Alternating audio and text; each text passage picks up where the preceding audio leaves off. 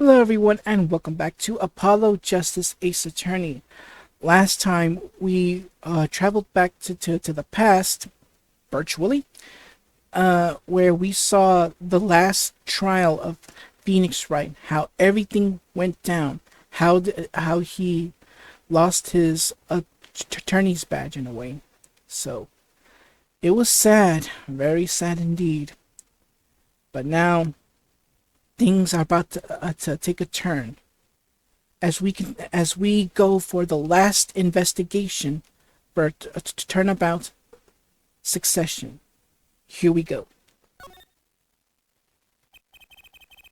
That trial 7 years ago was the beginning of it all. This I know beyond a doubt. The mysteries of the past work their magic on the present. But you'll soon be finding all of this out for yourself. Which of Magnifique Grammarier's disciples pulled that trigger? Where did the vanishing defendant, Zach Grammarier, go? What dark truth lies behind the forged the diary page? And what about the girl who was left behind?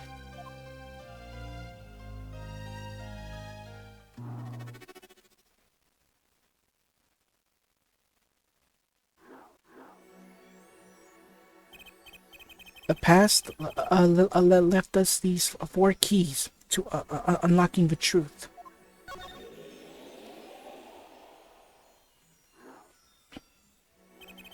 But that's not all.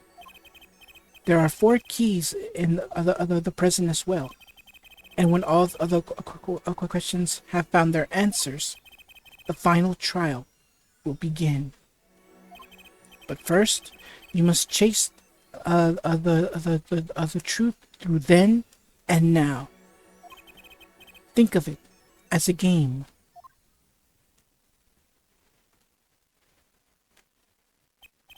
I, Phoenix Wright, will be your guide through this game. That terrible trial saw me present forged evidence. It ended half finished when the other defendant vanished. What became of me after that? As your investigation proceeds, the answer will become clear. Oh, and one more thing. There is something I must tell you. As Apollo Justice has his bracelet, so too I have my own weapon of sorts.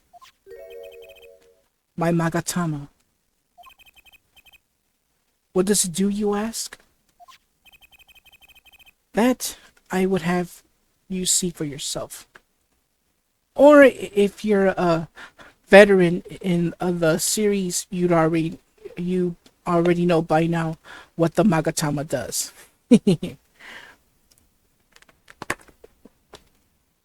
However, if this is your first time, I leave you with this current message. I'll give you a few seconds. Okay, here we go. Well now, shall we begin? Touch the arrow to switch between past and present. But let's begin 7 years ago, in the past. Excuse me. It is right after my last trial came to an abrupt end. Now that you know the game, let's play.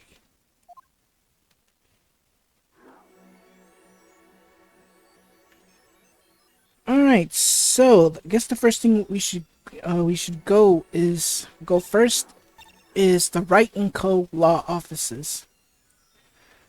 The way it used to be. Here we go.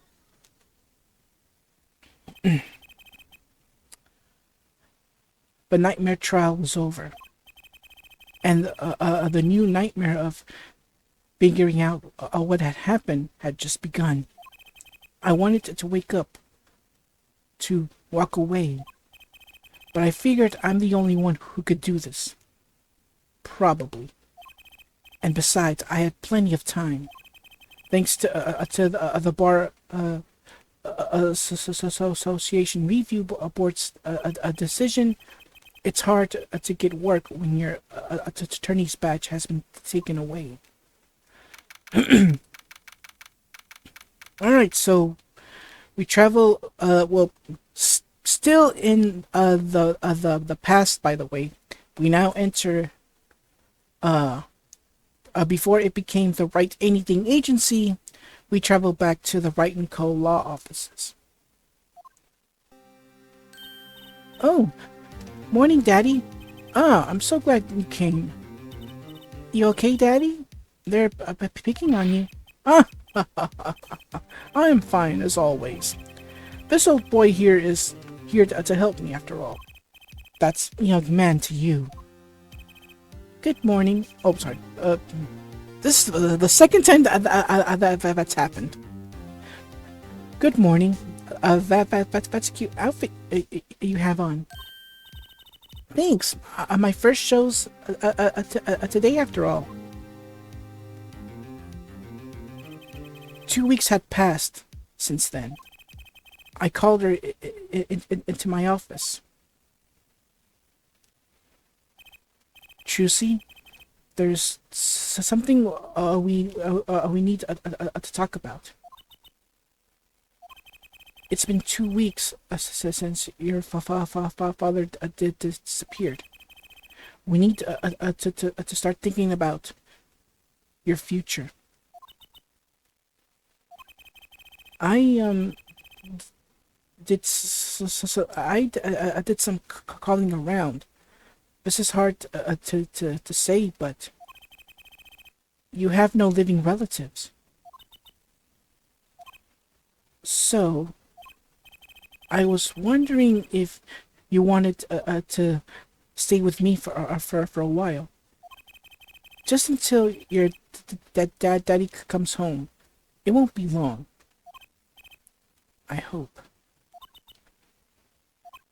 Of course, it's totally your choice. If you don't like it here, you can go wherever you'd like. I could look up some places you might stay to, like at this is so weird. Mr. Attorney, Daddy told me about you. He said I could trust you. Huh? Really?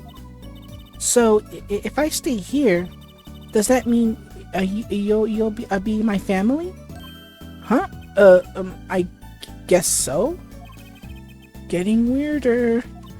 Mr. Attorney, actually, why don't you call me Nick? Or you can call me Daddy if you'd like. It doesn't have to be today or anything. Okay. Say, Daddy? That was quick. Yes? If I move here, I have to switch schools, right? And I was thinking I haven't paid for lunches at my last school for a year. So, thanks, Daddy. Oh, and this office, it's a little bleh. A little color goes a long way, you know. Ah. Oh, and Daddy, I got fired from work, right? Don't you worry one bit. I'll work twice as hard. We'll make it through this. Trucy, how old are you? Oh, I'm 8. But don't let appearances deceive you. I'm a young professional. Stick with me and you'll do just fine, Daddy. Thanks. why does it feel like she's already in charge? Oh, yeah. All right. So as of 2 weeks after the trial, Phoenix has kind of adopted Trucy. So yeah, Trucy is now Phoenix Wright's daughter now. All right. So let's have a little chit chat between father and daughter. First off, The Office. No, not a TV show. Its American counterpart or its UK counterpart. So, Daddy, you got fired from being a lawyer, right? You could at least kind of look aside or something when you say that. It's actually kind of hard for me, for Daddy. Oh, I'm sorry, Daddy. Wait, is that foolish pride? My other daddy always used to talk about that. Actually, that's pretty accurate. So, here's my idea. We'll make a new office. Law just seems so stiff, doesn't it? And no one will be my friend at school that way. Well, that won't do, I guess. I just don't know much about anything other than law. Or even much about law if you were to ask some people. Maybe the problem is calling it an office. We should run an agency instead. You mean like a talent agency? Forgive me for asking, but doesn't that require talent? You've got me, don't you? I'm a professional. A professional? Yep. After all, I am directly descended from the famous Zach Grammarier. Directly descended. He's your father. Oh. And now I'm directly descended from the famous Phoenix Wright too. I think an 8-year-old just massaged my ego. Alright. Daddy, could you tell me a bit more about your dad? Or Zach Grammarier? Daddy? Sure thing, Daddy. Which daddy was that again? The daddy's so amazing. The biggest star of Chopin Grammarier, and they're big. The Grammariers? They were on a lot of they were on TV a lot. Haven't seen them on much recently. Come to think of it, big magic happens when you put Zach and Volant Grammarier together, you know. Once they made a giant waterfall right there on stage, and this giant trout swam up the giant waterfall. Let me guess, there was a giant fisherman waiting for him at the top. I wish I could have seen more of Daddy's magic. I shouldn't have brought it up so soon. I wonder what happened to me with Daddy and Mommy both gone. Mommy? Yeah, what about Mommy? I haven't heard anything about Trucy's mother. But I have my magic and a great daddy, even if he is unemployed. You know? I think things are going to be okay. I wonder if she'll talk about her mother. Alright, the professional.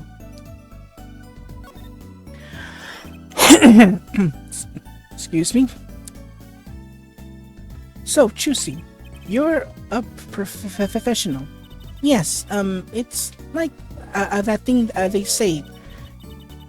Baby frogs grow up to be frogs?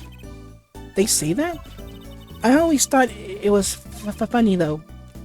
What was? Aren't baby frogs called tadpoles? Maybe they thought it would be easier to understand that way for kids. How stupid. Right, so in conclusion, you're a professional magician, right, Trucy? That's right. Well, want to see a trick? You're going to do a magic trick? Show me. Actually, I would like to see your trick. The future of the agency depends on it, after all. That's the spirit. Ready? Here goes. Ta-da! Hey, folks, it's Mr. Hat. I gotta say, it's good to be seen. Yeah. Whoa, that was startling. Amazing, Mr. Hat. Isn't he great? Your friendly neighborhood Mr. Hat at your service. He certainly makes an impression. Doesn't he? I'm so glad you like him, Daddy. Though my routines do get a bit heady at times. Get it, Heady? My friendly neighborhood Mr. Hat nearly gave me a heart attack. Alright, so we get our next piece of evidence, the amazing Mr. Hat?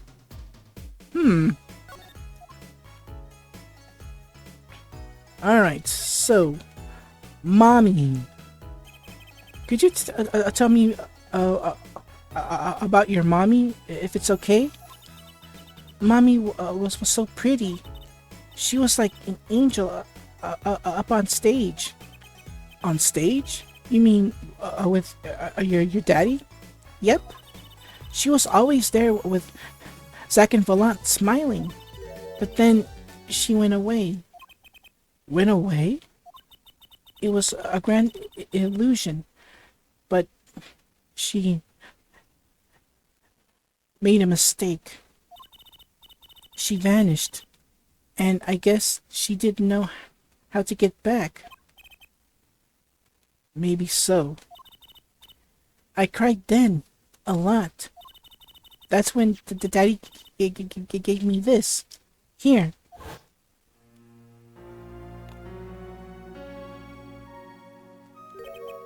This is your mother?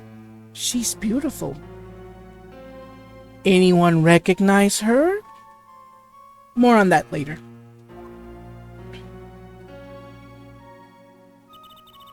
Her name is Lhasa. I'll just call her Lhasa. Grammar Yay. Poor girl. I didn't know her mommy had gone missing. And now her daddy's vanished too, right before her eyes. Hey, Daddy, you won't... Don't worry, I won't vanish. I promise. Right. Right. You can't even do magic. You're like a backup plan. The daddy always said to have a backup plan. I guess all I rate as is a backup plan.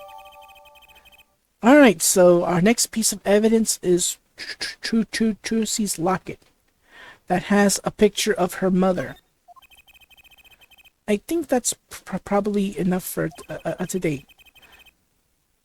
Sorry to ask you so much all at once like that. It's okay, after all. It's okay, after all. We're a family. I just hope you're ready. The right talent agency opens tomorrow. What? But are we representing anyone? Me and you. That makes two, Daddy. I think you need more than that to make an agency. Besides, you may be a magician, but I'm no talent. Oh, I'm sure that there's something you're good at. Well, when you put it that way, you mean you don't have any tricks? No standbys? This will not do. A boy should always have a trick or two in his pocket. Okay, I'll think of something. That's the spirit. See you bright and early tomorrow, Daddy. Welcome to the team, the Daddy-O. The team, right? Sometimes when magicians vanish, they leave something behind. That's how Trucy became Trucy Wright, my daughter. To be honest, I was pretty lost those first few days. Thinking back on it, it was a pretty dark time in my life. But Trucy, happy, smiling, Trucy, she was my light.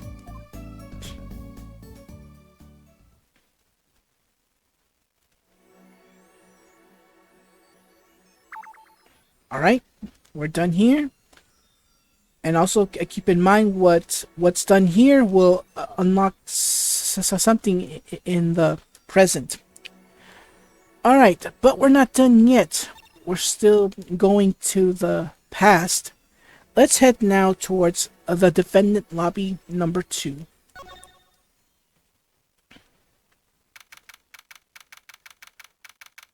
Alright, here we go. Didn't think I'd be back here for a while. I didn't want to have to remember that day.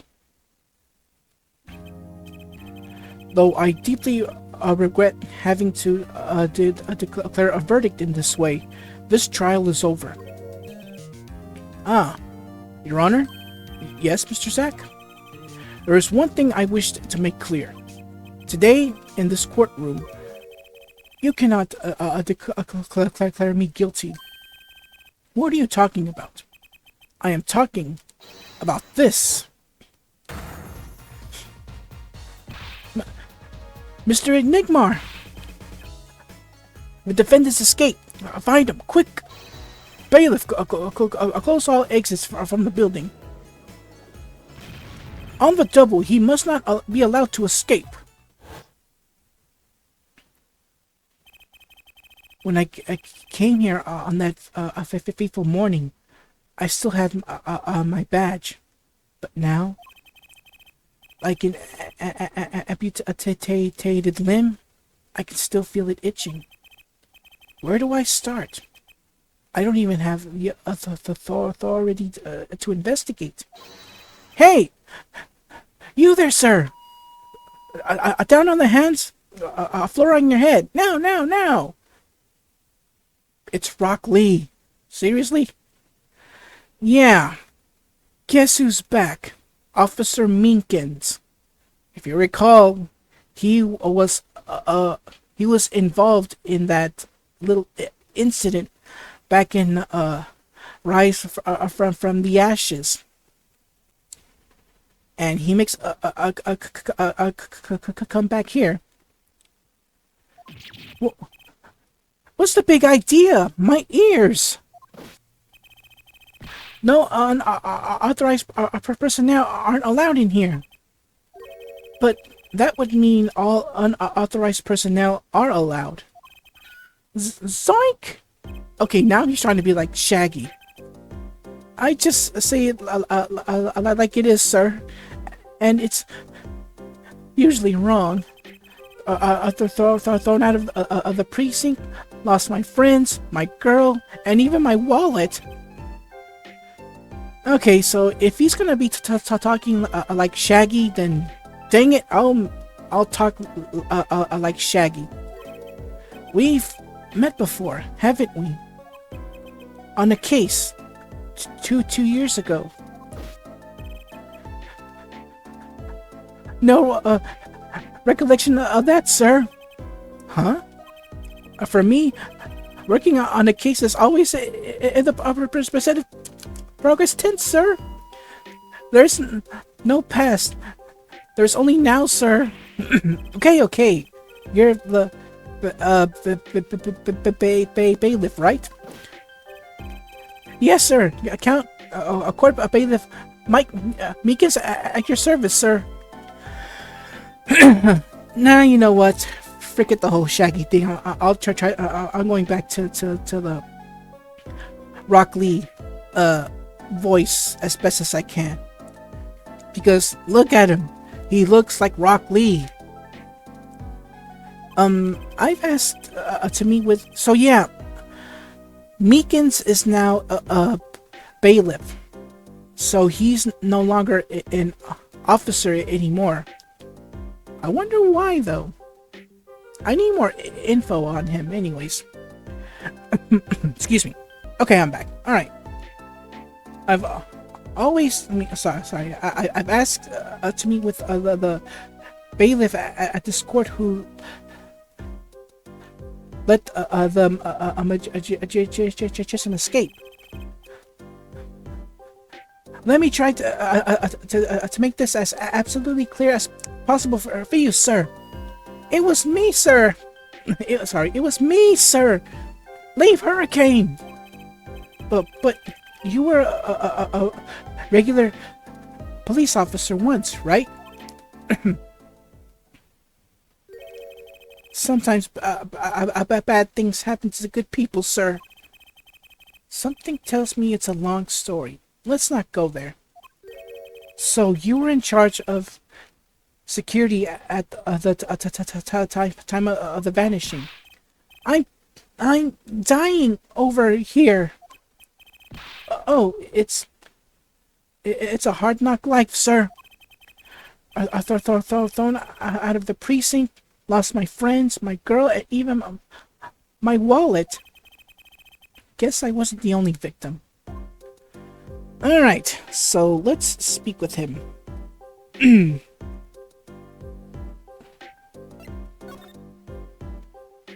Whew, oh my goodness.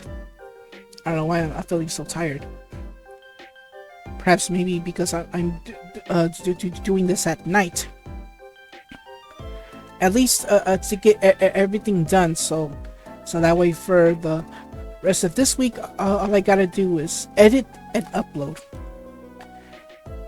Because I think, since we're almost at the end of July, sadly, since I want to finish this this game like really like already, for this coming Saturday there will be no episode of ROM Hack Tryout.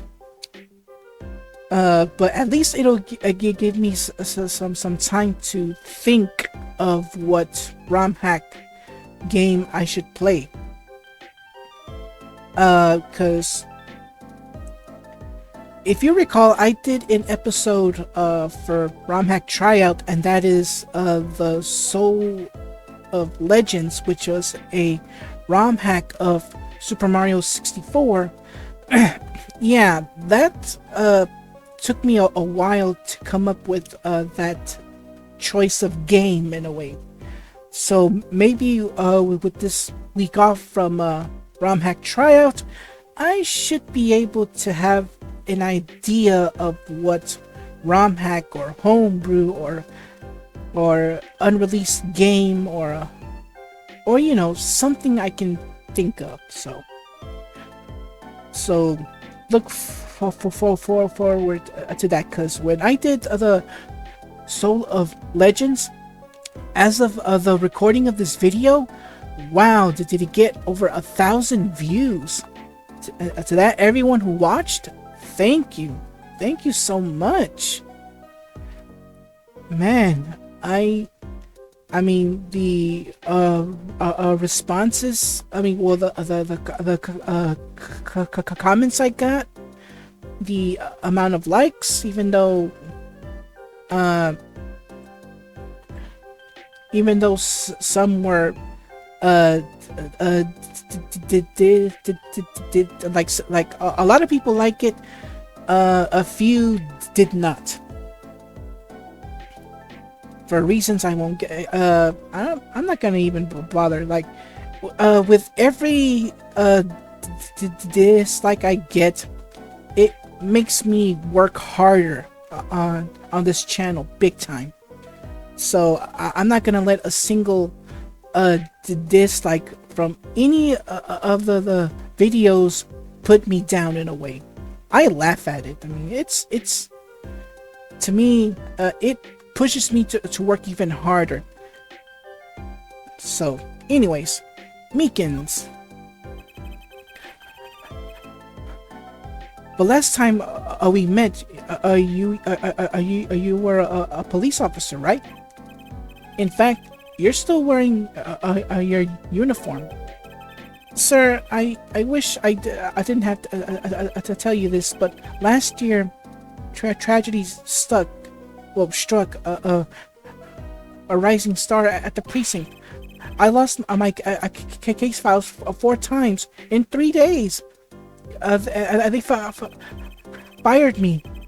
That takes real talent, actually. They don't know what they're missing. So here I am, sir. Forced to start from square one. A lowly bailiff. But your uniform, I took it with me as a souvenir of the day I was fired. That can't be legal. So you were the one who let the magician get away that day. I'm dying over here. A star rises among the court bailiffs full of hope. Then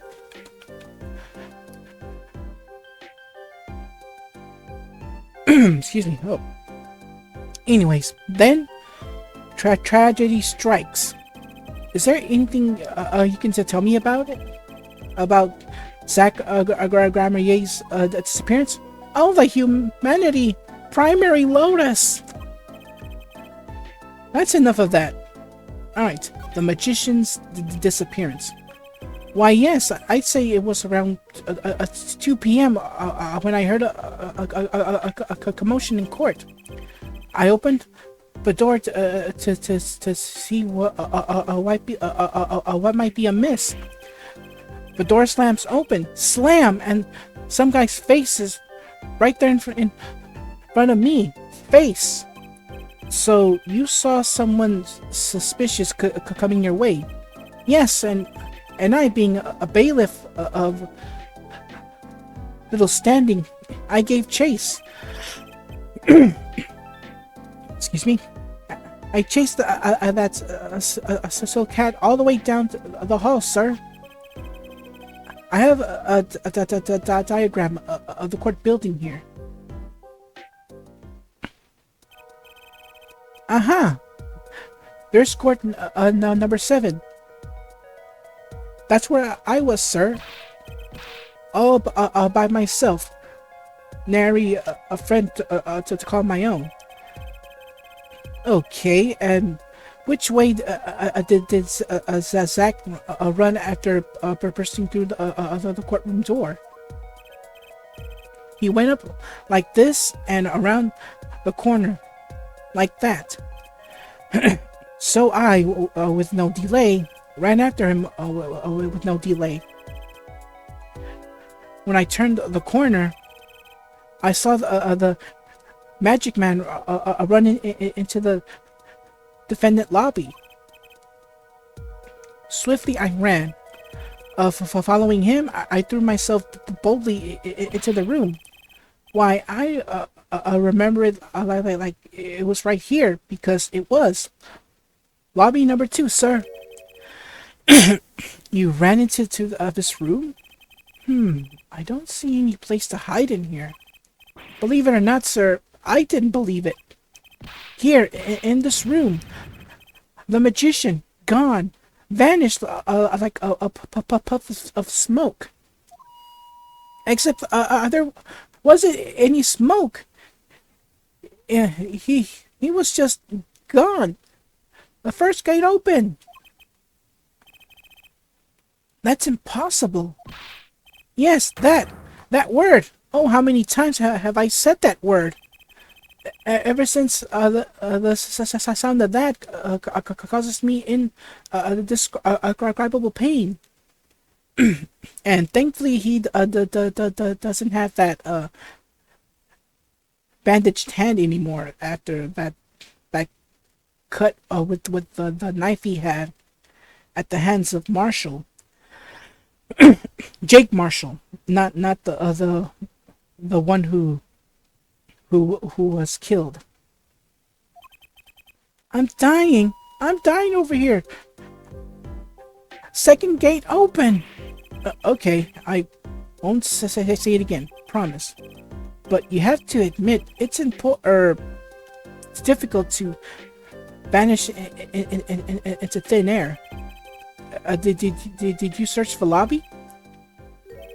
I searched. Why the pause?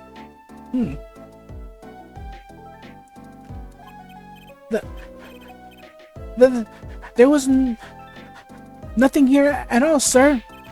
That's right. Nothing was here, sir. How can you talk so loud and still be hiding something? The vanishing trick. So Zach was in this room when he vanished. Absolutely, sir. I saw him with my own eyes. That red silk hat, that flowing cape, he ran right in here. Right inside of this room. Silk hat, cape. That's Zach, all right. But sir, look at the room. There's not a single place to hide. Sir, there was nothing I could do, but nothing, sir. What about now? Have any ideas? Sir, ideas about what exactly, sir? If you don't mind me asking. If you had quite a bit of time since then, hasn't nothing occurred to you at all? Do you have any idea of what trick he might have used to disappear like that? Uh-oh. Oh, wow. These Cyclops came like they showed up very quickly, like how should I put this? 60 frames per second in a way. That's pretty cool. Cyclops, I should have known.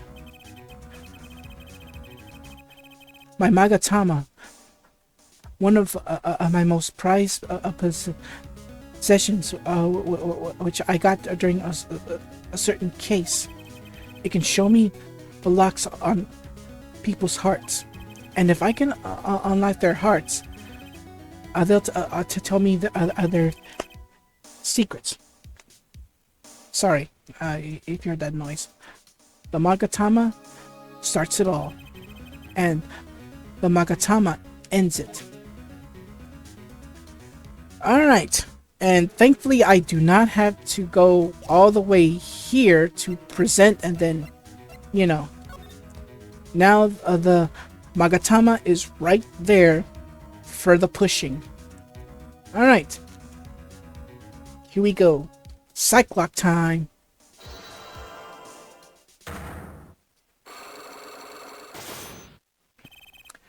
The disappearing trick. And notice the song has a bit of a change. In my opinion, I really tried to like this track, well, this version of the Magatama theme, and honestly, I prefer its original one back in the trilogy. It's okay, I mean, don't get me wrong, but I prefer the other version, like the original one from the past 2 games. Okay. Okay, Mr. Meekins. What do you know? Spit it out. Hey, who? What's with the atmosphere in here all of a sudden? You know something, and I'm going to find out what. Zach Grammarye vanished from this room. How'd he do it? How, sir? Well, sir, I can't say sir. Why are you so nervous if you aren't hiding something? Well, sir, I see. At the time, sir, I was here and... Listen, it was impossible. What could a little girl possibly do anyway? Third gate open. What did you just say? Sir, did I just say something, sir? No, you screamed it through that megaphone of yours. There was someone else in the room, wasn't there? Sir, I'm going to have to invoke my right to remain in a state of not talking. It's okay, Meekins. You don't have to tell me who Zach's accomplice was. I know who was here in this room that day. Trucy Wright. Sir, I never seen that girl until just the other day. Mr. Meekins, I'm not buying it. Sir, that day she was here in the room, sir, but he wasn't. You mean you chased her into this room, not him? Sir, in my days as a police officer, literally days, I learned a thing or two. Okay, just one thing, but it was how not to mistake a girl for a 7-foot-tall magician. 7 feet? Zack isn't that tall, is he? You have a point. I find it hard to imagine that anyone would mistake a little girl for Zach Grammarye, but you saw something. And therein lies the trick. I think I know what it was, Mr. Meekins. Tell me, does this trick look familiar? And so we bring the amazing Mr. Hat.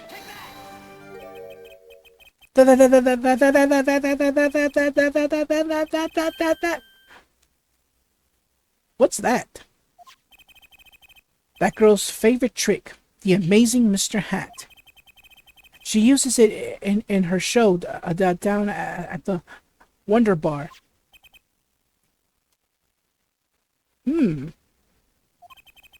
Have you been to the Wonder Bar? So, it wasn't a dream, was it, sir? Come again? That night, on stage, I saw a vision, except it wasn't a vision. It was a hat. An amazing Mr. Hat. He really exists. Unlock successful. Alright, spill it. The vanishing trick. I remember it clearly, though the details are a little vague. Zach Grammarye exited the courtroom. I gave chase and cornered him in the corner room. Zach Grammarye, don't even think about... don't even think you can escape Meekins. Down on your hands, a floor on your head.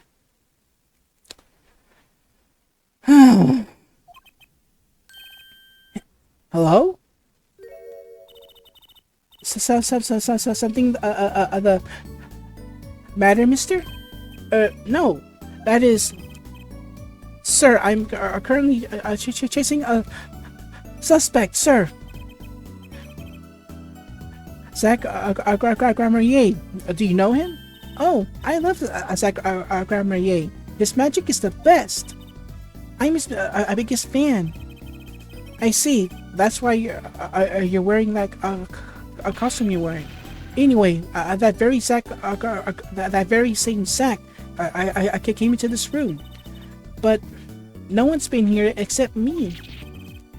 But he has to be in here somewhere, under the sofa, in the trash can, behind the painting, under the rug.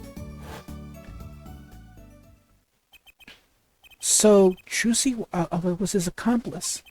Imagine my astonished surprise when 1 week later I just happened to walk into a bar and see him, Mr. Hat. I couldn't believe my own eyes. For a while, I thought it had been a long dream, a dream that lasted a week.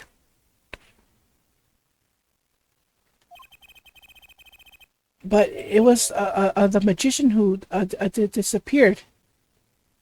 It was Mr. Hat. The trick vanishes. Though it seems complex, what really happened that day was quite simple. Excuse me.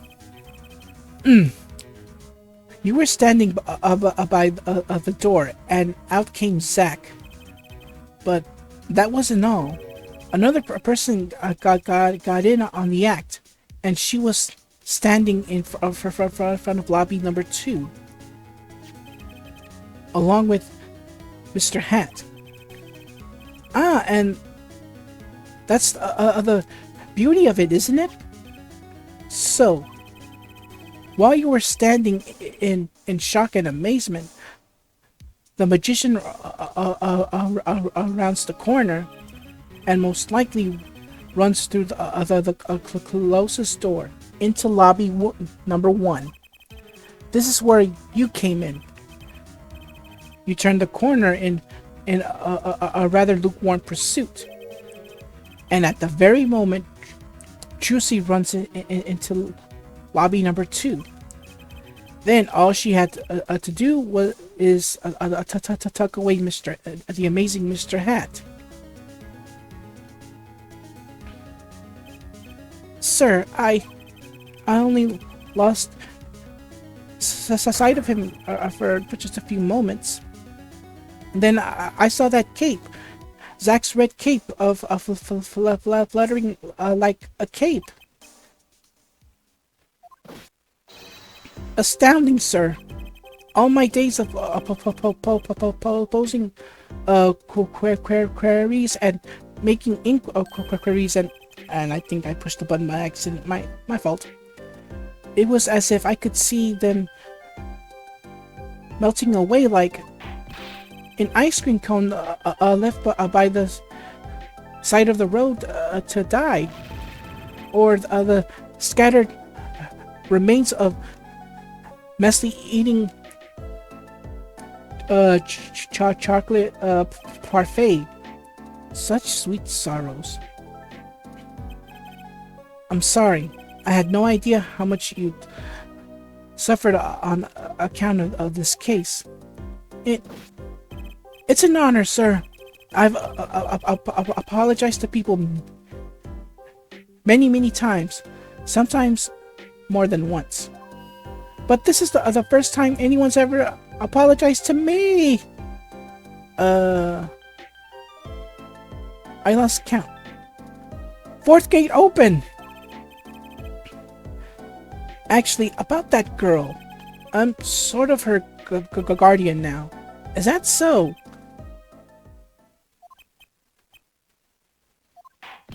Sir, you should know that I harbor no ill feelings whatsoever in my harbor. Okay. I let the defendant escape. That's the stone cold truth. Just another step on my way from singing the blues to wearing the blues.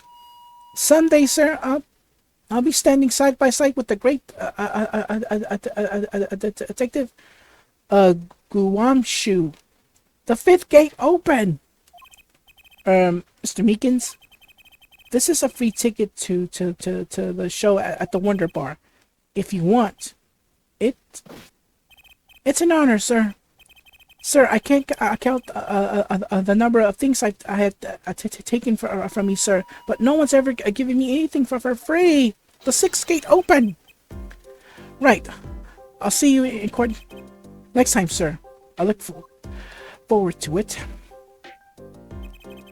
All eyes were on Zach Gramerier that day in court, until his mysterious disappearance. Now a part of the mystery's been revealed, but the magician remained out of sight. It would be 7 years before I met him again.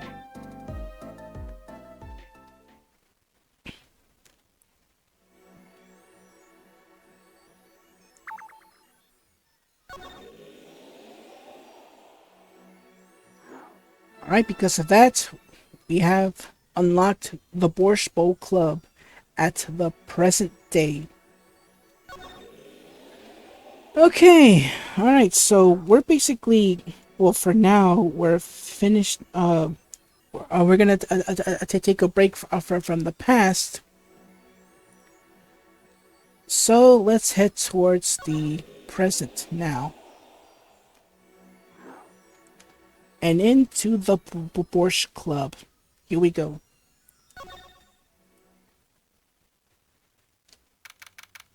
Alright, so we're back in the present day at the Borscht Club. Sort of. I'll take my leave now. Still have some work to do back at the office. Then I guess I'll go back to my piano. To be honest, it's a bit better when you aren't playing. The frigid culinary dungeon almost feels comfortable. Later then.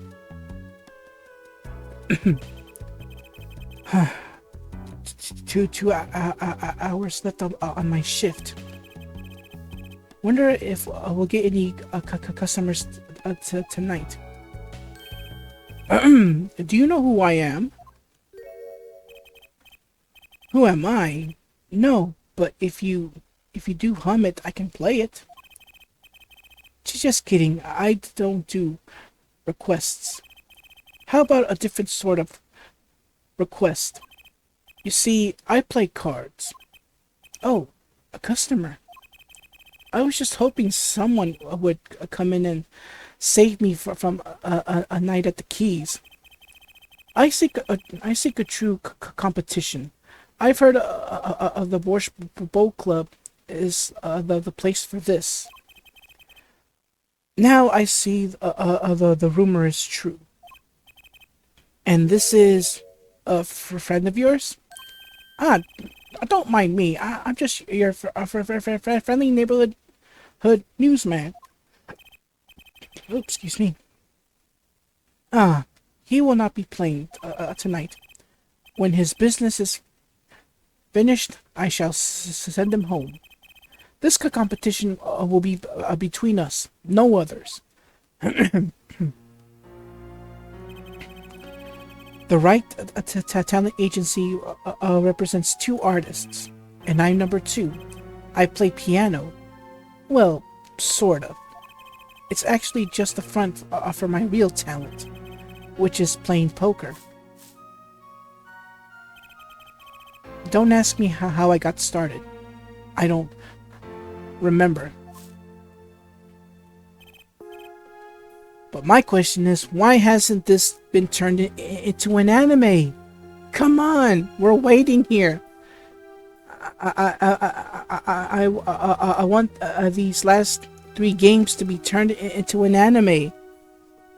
Come on, whoever is in charge of doing the anime with the other our first three games. I was kind of hoping for that, but if this is gonna take place, we it still has to go through the Rise from the Ashes storyline first, then go into the Apollo Justice trilogy. But come on, make an anime out of this already, please.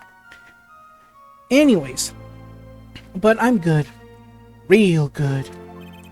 It didn't take long for the rumors to get around. Go to the Borscht Bowl Club if you want a real game. The guys never lost. People don't come to hear me to tickle the ivory. They come to watch me play cards.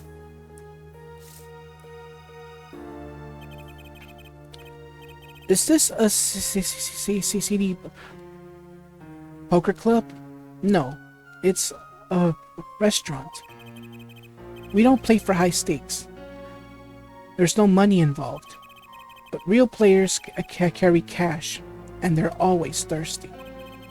It's a handy source of income for the club owner. Then, let's compete. I'll take you to the room. The hideout, yes? But before we go, yes?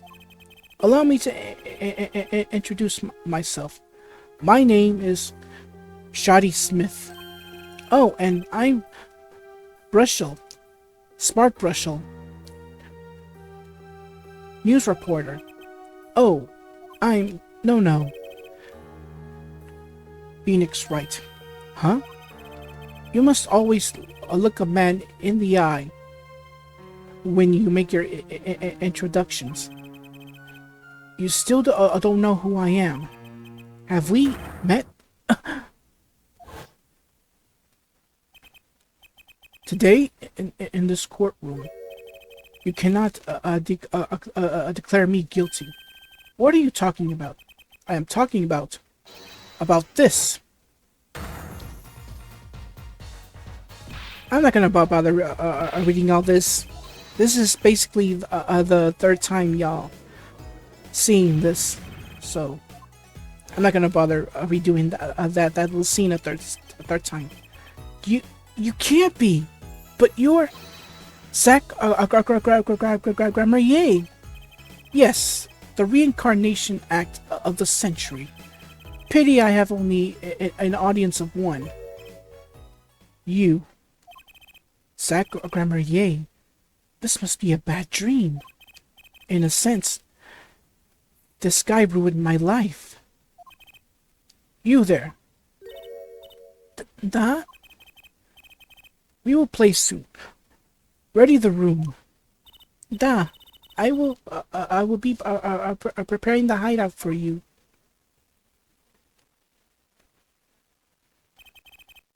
Are you really him? The Zach Grammarier? Now I am Shoddy Smith. Remember this. How many years has it been now? 6? In exactly 3 days from now, it will be 7. I caused you so much inconvenience, I fear. Yeah, you could say that. Is she well? Trucy, I mean. She's fine. I've got her working already. Hope you don't mind. I hardly need express my gratitude, but you have it. This is why I have come.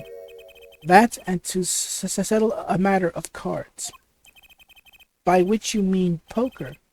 Those eyes. He's serious. I despise losing above all else. And so I have decided I will win tonight, no matter what it takes.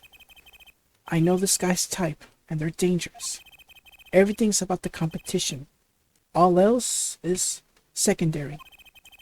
Perhaps we should take this time to talk before we play. I know you have much to ask me, and I you.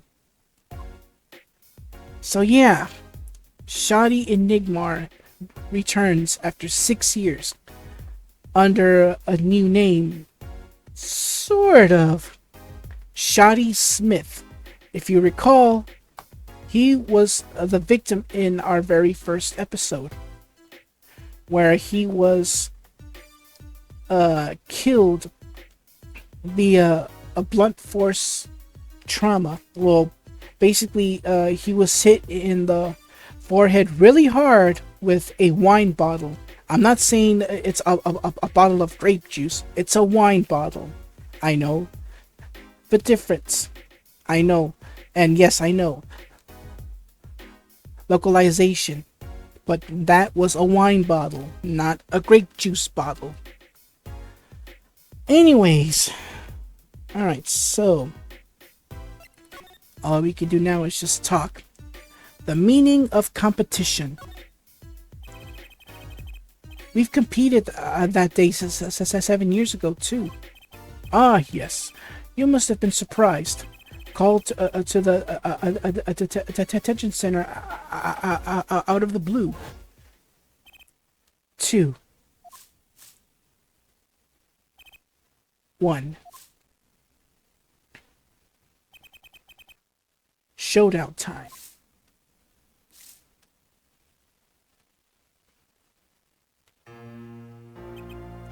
I lost. It's only a game of poker. A game I've played for a long time, and only lost twice. Who was the first? The man I killed, of course. You chose your defense attorneys by playing poker. Some are hired, others fired. When you compete, you see a man's true nature. You know what I speak of. I know that you do. Trucy's power. Trucy, she is in a class of her own. For 7 years, I played poker here at the Borscht Bowl Club, and I never lost once. I'm good, but not that good. I win because whenever there's a big game, I bring in Trucy. And she sends me signals. Daddy, he's got a good hand. You might have a chance if you act quick. I better call him soon.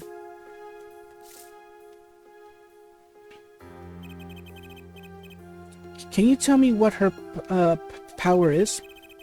Judging a person's thoughts by reading their reactions is a staple performance magic. But those of Trucy's line possess far greater skill. Her line? Recall, you were the second man to whom I've lost. Magnifique Grammarier. That was the first time I learned of this power, as you call it. Wait, so you're saying her power is genetic? It's just in the Grammarier blood or something? Blood?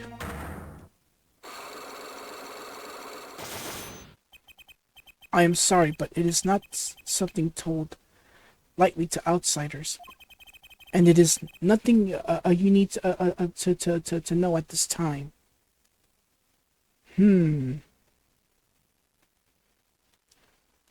Okay. It seems some kind of Grammarier secret then. Fine. About Trucy. She's 15 this year. She's still trying her best to follow in your footsteps, you know. I see. When I planned my disappearing act, It was the thought of her alone that gave me pause. Wait, you were planning on vanishing from the get-go? Yes, and for that I must apologize. However, I could not be found guilty that day because of this. This? A transferal of rights. You see the signature? A transferal? That's Magnifique Grammarier's signature, isn't it? I hereby give all rights to secrets, staging, and a performance of my magic,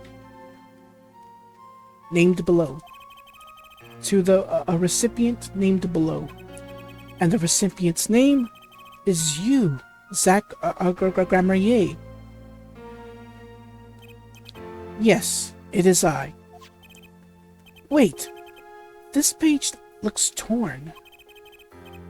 You recall the diary, yes? First, I take a close look at this diary. Note that a page has clearly been ripped out.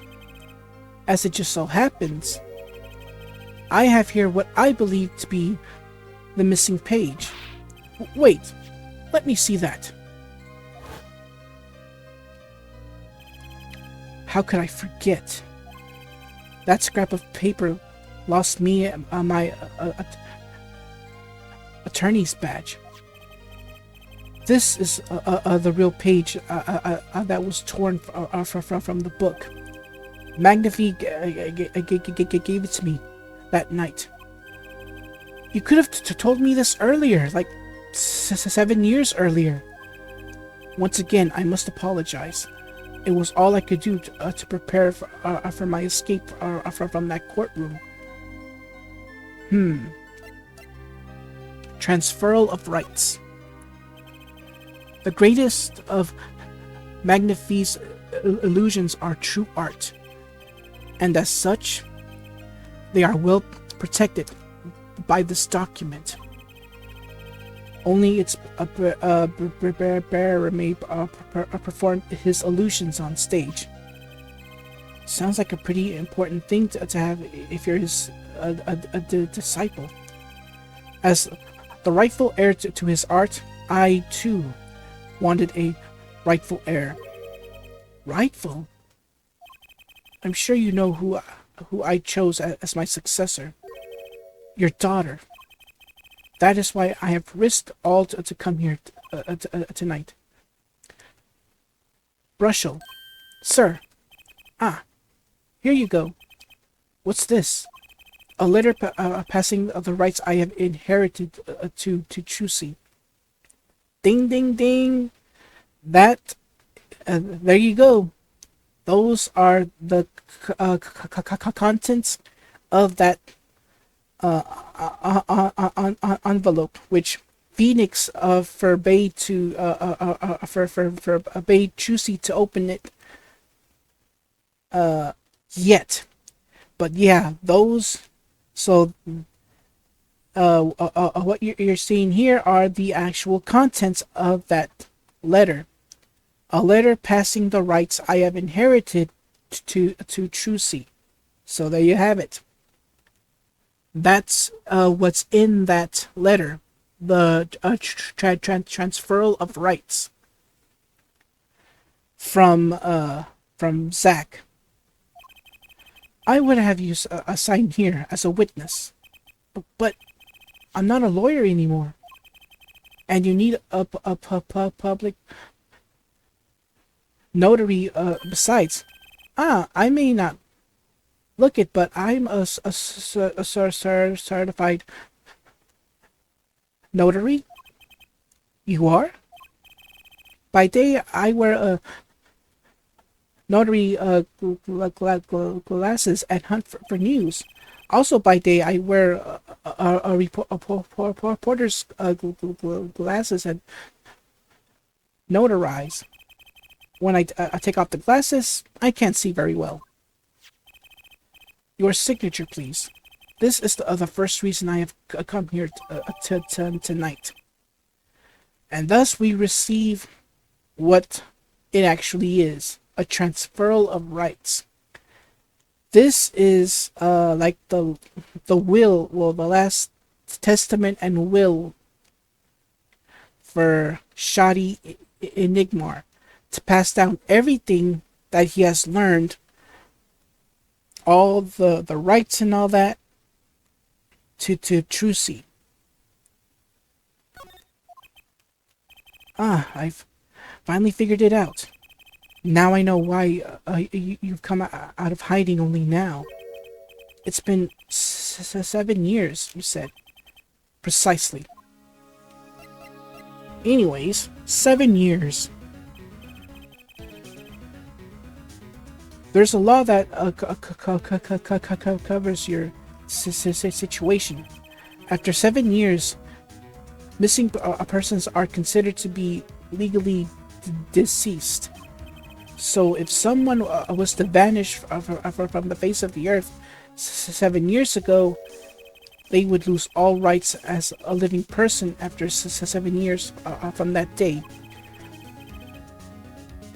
Not to mention all of their possessions. Exactly. Which is why I am here. I risk showing my face in public for the sake of this document. Before my 7 years are up, you might say I am securing my the daughter's inheritance. But do you really need this document? Wouldn't Trucy inherit your estate automatically? Not in this case, I'm afraid. This case? Yes, I received the performance rights from Magnifique Grammarier. However, this was done in secret, without witnesses. Before Magnifique died, two potential successors to his reporte or repertoire were named. There we go. Myself, Zach Grammarier, and Volant Grammarier, not Trucy. I see. So you do need this document. I have known Brussels since before I vanished. He is a man I trust. Now only 3 of you know of my rebirth. I took the liberty of looking into Trucy's background and found you had no other close kin. It is as you say. Okay. I was kind of hoping he'd say something about the mother at this point. I know everyone else, but Trucy's mother is a mystery.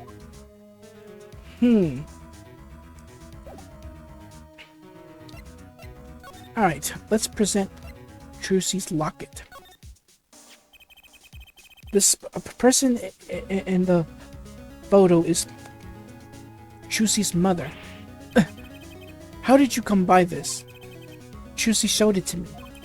She said her mother was gone. Then it is so. Huh?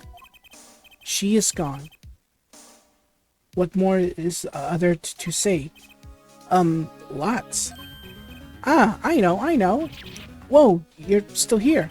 According to my in-depth research, Trucy's mother, Magnifique, quote, Trucy's mother, Magnifique Grammarier's only the daughter, end quote. What? Magnifique's daughter? Is that true, Mr. Zack? Brusho, you say too much. What? Why am I the bad guy? Why? Zack decked him. In any case, Mr. Wright, this discussion is over. For Lassa Grammar, she's the most mysterious of the whole lot. I need to gather me more evidence clearly. Well, the prelude may have been longer than the main attraction. Shall we begin our game? My final competition. Final? Why? As you said, I have come out of hiding today to make this document legally binding. Once that is done, I shall slip once more underground. Without seeing your daughter? It would be best if I did not. 7 years ago, we played. 7 years ago, I lost. I already told Magnifi. I do not care to lose another. Okay, so Trucy's locket contains a picture of her mother. The locket Shadi has is a picture of Trucy. If you weren't clear back in the first case. And I have heard that you never lose. It's just a rumor. Yes, for it is impossible to never lose unless one has an ace up one's sleeve. As a magician, it causes me no end of irritation. To think a mere lawyer might be out there pulling the wool over so many eyes. Hey, I just signed your document for you. Maybe you could try lightening up. That was that. This is this. For my final competition, I will destroy your perfect record, Phoenix Wright. This will be my final performance. You are warned. This guy is beyond serious. So much for a fun evening of cards. Brushel, you may leave. But it's your last game. I mean, what a scoop. I punch and I punch, but still it is not enough. I just remembered a future prior engagement. Toodles, gentlemen. Oh, and nice meeting you, Piano Man. Then let us begin, dealer. Da, you will be a witness to our competition. Da, it is an honor for me. Why haven't I seen her around here before? That reminds me. I saw a familiar face as I entered this restaurant. He did not seem to notice me, however. Gavin, I believe, was his name. You know him? After a fashion, listen, Phoenix Wright. One can learn much from a true competition. Remember this.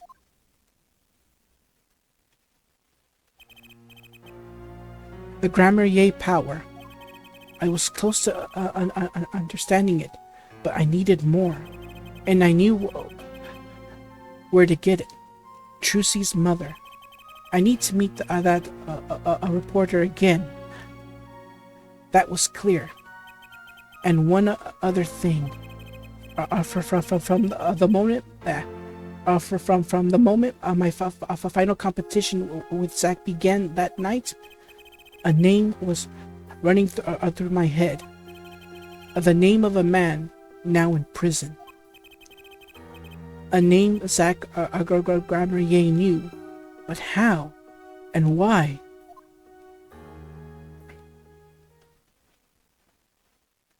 Well,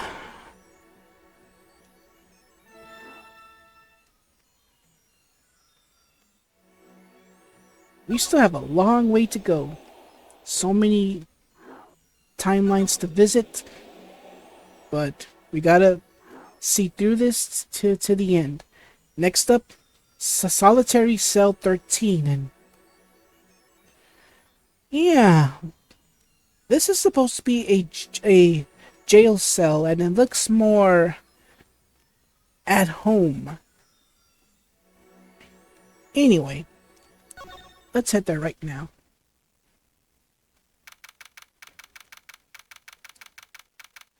Alright. So now we're at the Central Prison, Solitary Cell 13. Well, well, isn't this an unexpected surprise? What errand brings you down to my cramped confines? Gavin, is this your idea of revenge, Phoenix Wright? Revenge for the events that took away your attorney's badge 7 years ago? My past is like my logic, straight and true. Nothing's changed. All I did was point the finger of justice in the proper direction. Fine. I'm glad we could have this little...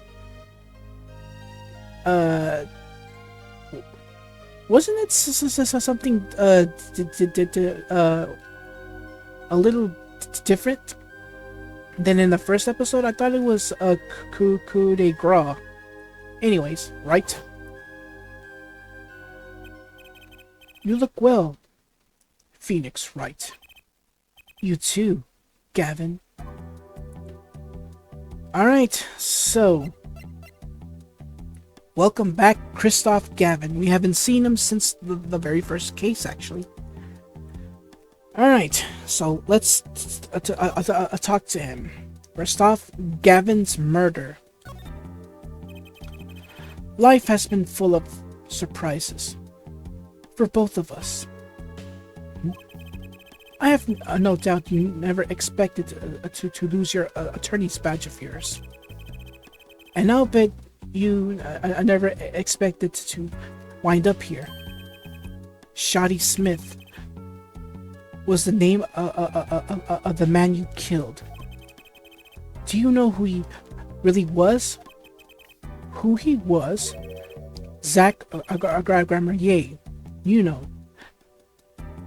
The defendant. I remember him, of course. But you say Smith was Zach? Impossible. Don't even try to tell me it was a coincidence. What did I just say? Life is full of surprises, don't you think? After that trial, you were arrested and found guilty. But your motive was never made clear. A mistake I plan to remedy. You're not an attorney anymore, Phoenix Wright. What possible conclusion do you think this investigation of yours can lead to? I killed a man, Smith, with a bottle because I am an evil human being. Isn't that enough? Not for me, it isn't. I need to know why you did it, Gavin. 7-year-old case. You recall that case 7 years ago? Ah, yes. The trial where Zach Grammer-Yeh pulled his famous vanishing act. My brother won his fair share of praise and adoration for that trial, as I recall. Genius prosecutor reveals crooked attorney, was it? That was when I met you, wasn't it? Was it now? The Bar Association Review Board voted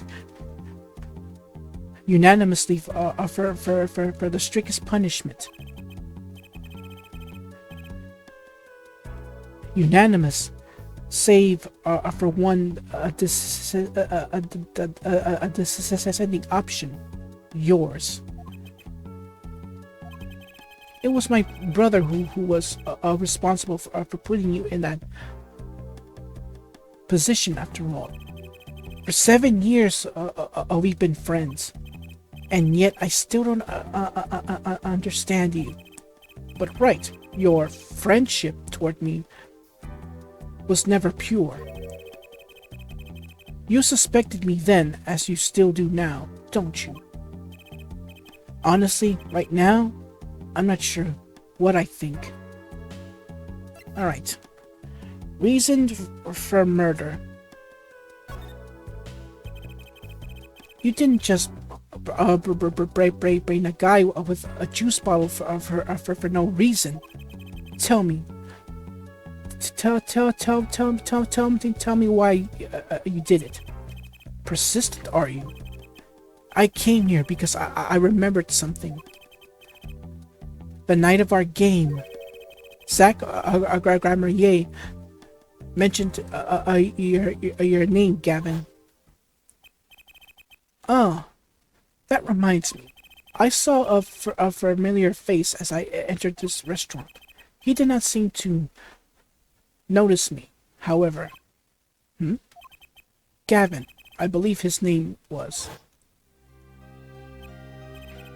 After that, he was killed, and I asked you to help me, because I remembered your kindness back when everyone had turned on me. I seem to be in a bit of trouble. Something like that. Dead? Someone hit him. Hard. Me? Please. The cops should be here any minute. I'm in your hands. Should it come to that. I have to know. Why did you kill Shoddy Smith? No. Zach Grammarier.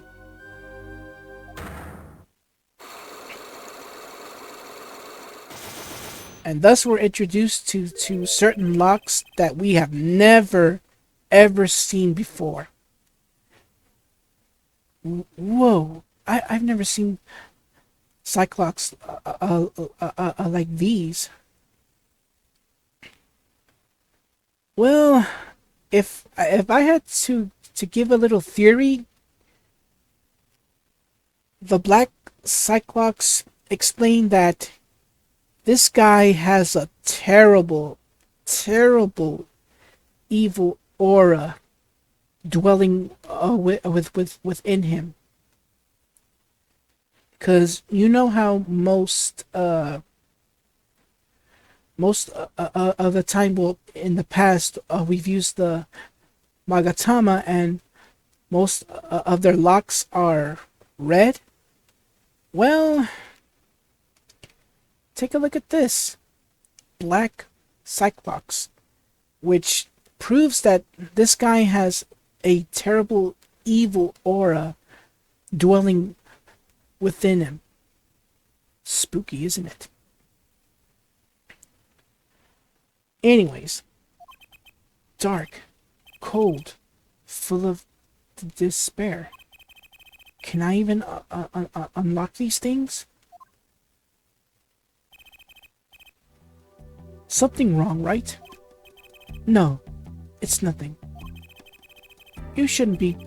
You shouldn't push yourself so hard. Life is to be taken easy, you know.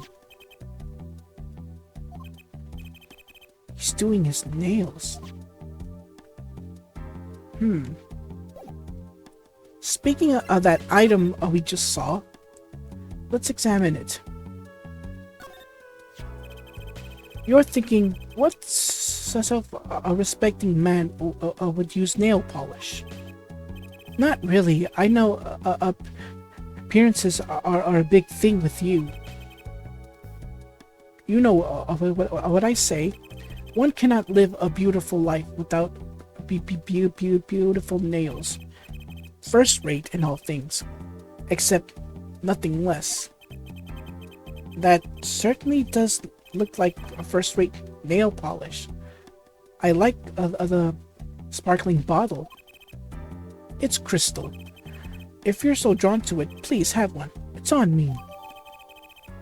And thus we get our next piece of evidence, the nail polish.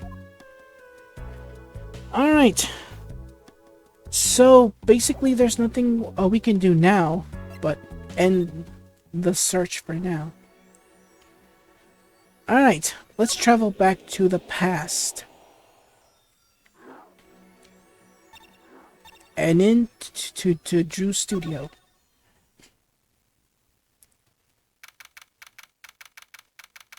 Alright.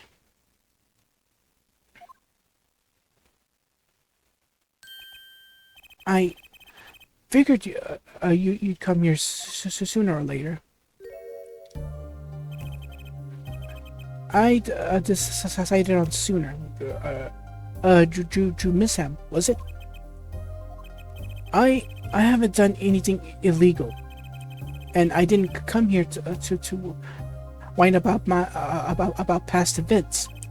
I wanted to ask you some questions. I suppose you have that right. That day, the entire court descended into chaos. Only you stood still, your eyes calmly watching. I admit, it made quite an impression on me. I'm used to finding myself in outrageous situations. Phoenix Wright, was it? I'll answer what I can. I'm not sure, but it feels like I'm being watched intensely. Ah, this is my daughter. Vera, say hello.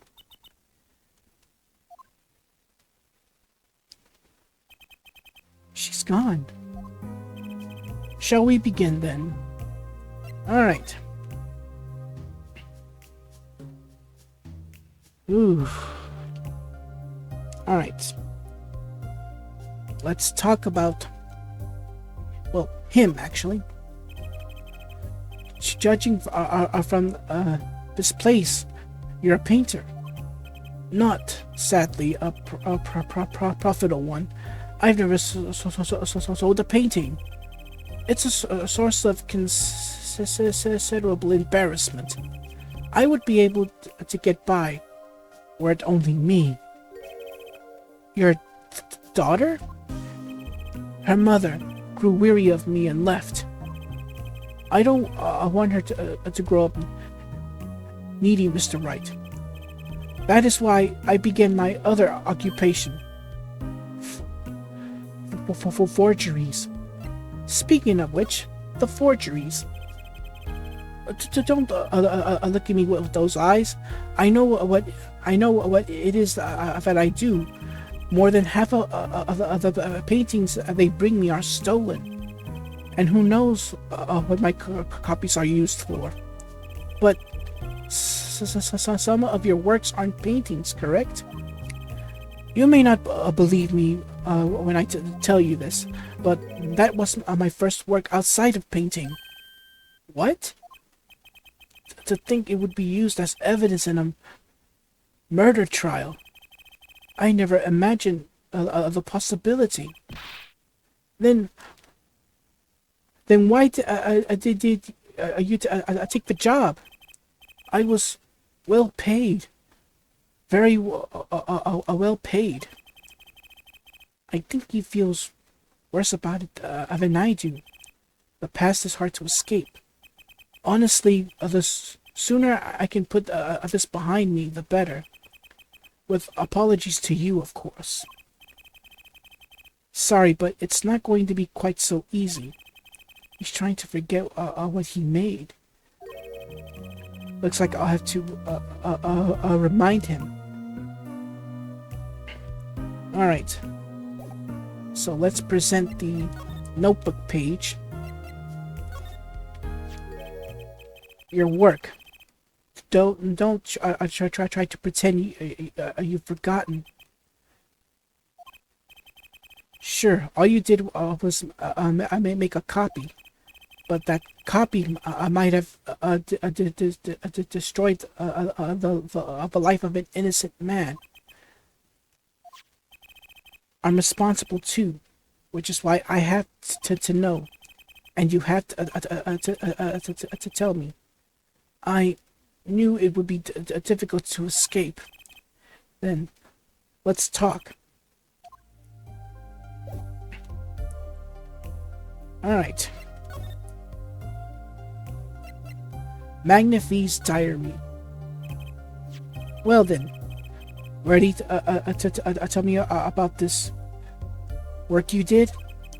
It was unlike anything I had attempted before. I guess it would be a little different from paintings. That is not what I mean. In all my previous work, it sufficed to create a copy. This wasn't a copy? The client gave me two things that day. The first was a sample page as a reference. The second, a printed document I can only summarize was written by my client. So you used the real writing as a reference to reproduce what a client wrote? Yes, as I said, it was my first job of that nature. So, who was your client? As I said in court, I do not know. Really? Even for such a suspicious request? If it was me, I want to know as much as I could about the requester. I never met them, not personally. A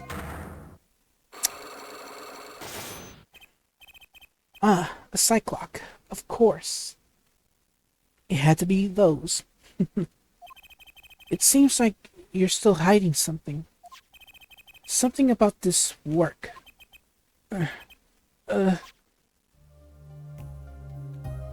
Alright.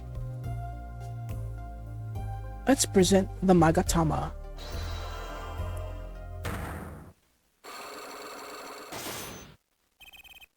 You're hiding something.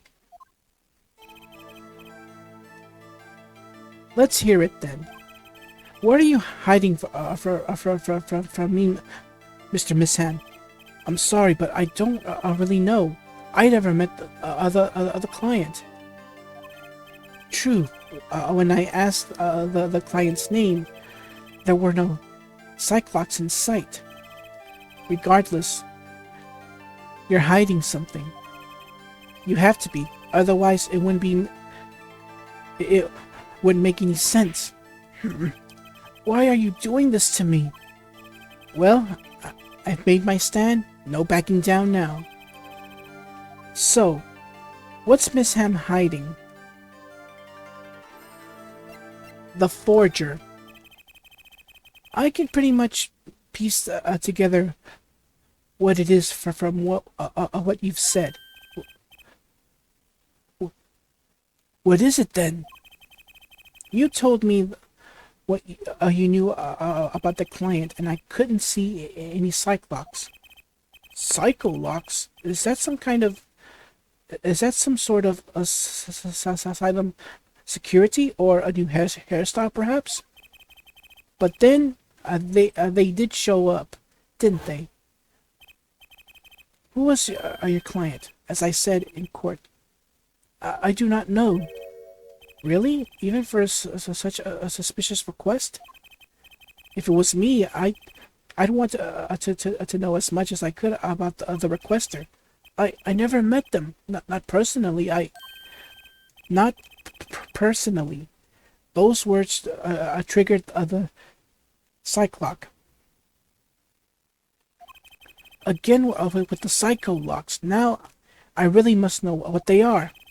So you didn't meet with the client, but someone else did. Maybe the real forger behind this evidence. Perhaps I'm hung up on this lock business, but I'm afraid you've lost me.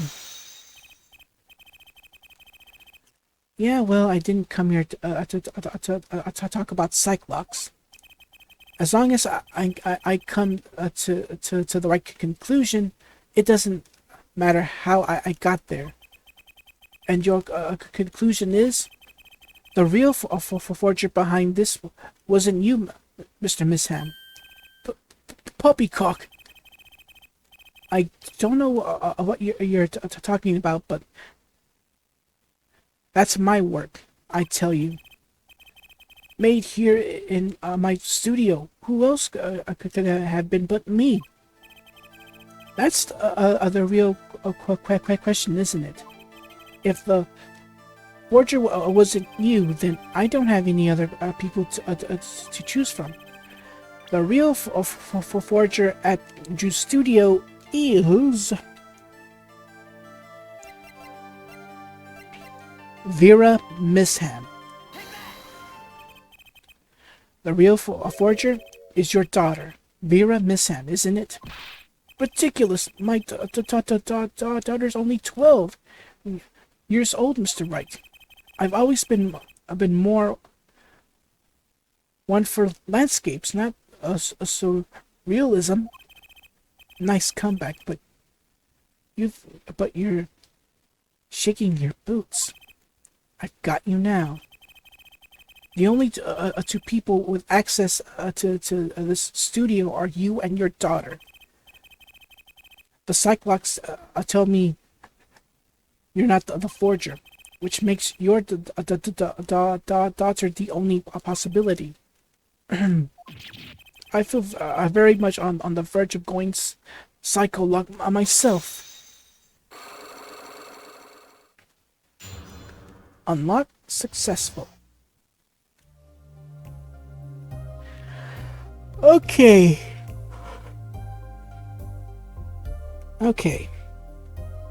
Excuse me 1 second, I'll be right back. Cut. Okay, I'm back. Alright, so where was I? Alright, Magnafi's diary. I don't know how you knew, but you're right. The one who made this page was my daughter Vera, not I. She's only 12, a genius, you might call her. A precocious little girl outshining her father. There's been a lot of that going around recently. I let her play in the studio and she watched me. She taught herself in that way. The drafting tools and analytical devices I bought when they became necessary. They're my little girl's playthings now. Do I detect a bit of a fatherly pride? So Vera was the one who made this page. Would she know who a client was then? Actually, the client came once. Here, to the studio. What? Why didn't you say so sooner? But their face was covered, and they didn't want to talk to me. So they talked to your daughter? I will speak only with the artist. The client told me. That little girl might know something about him. Your daughter. Okay. What do I do now? Maybe I should talk to her father a bit more. Or is it time to turn my attention to Vera? Well, talk to Vera. Mr. Misham, I have a request. Let me guess. You'd like to speak with my daughter. Can I? My daughter has never been one to talk to strangers. She's quite shy, extremely so, actually, with only one exception, which was, oddly enough, it was that client. I left the studio while they talked. I returned when they had finished, and she was laughing. It was the first time I'd seen anything of the sort. Please, let me speak to her. All right.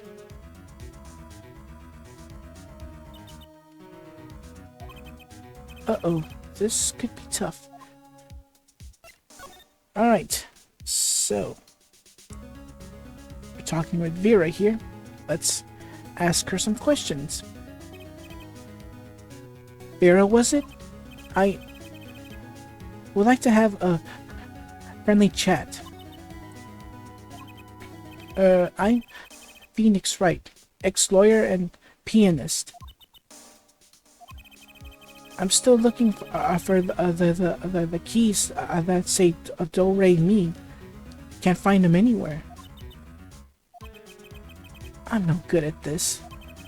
I need something to get do to this girl.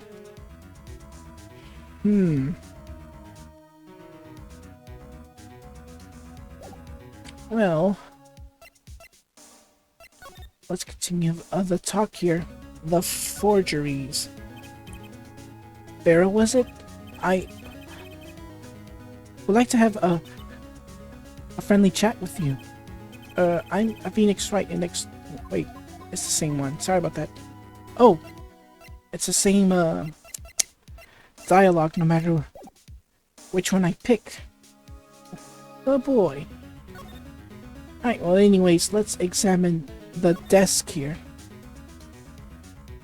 And there we go. Maybe I'll just sidle over here and have a closer look. Okay, then on to the stamp frame here. That's an awfully small frame. What's that inside it? A stamp? Ah, please don't touch that. I could get in trouble. Huh? That stamp belongs to Vera, you see. She always puts it somewhere so she can see it. That's Zack and Volant, the grammariers, isn't it? The post office issued that commemorative stamp last year, when the grammariers were at the height of their popularity. Not anymore. Now that one of them has vanished off the face of the earth. Vera went to see one of their shows when she was quite small. She's been a dedicated fan ever since. She watched them every time they came on TV until the end. I see. That stamp's quite hard to come by, I hear. I still wonder how she got her hands on it. Oh, that's true. I still wonder how she got her hands on it. Alright, so we get our next piece of evidence. Well, what we should have had earlier. The commemorative stamp. Alright, so let's go back. Let's go back and present that stamp. And then there's this. My stamp. Hey, she spoke. She can talk. Yeah, so this stamp. How can I keep her talking?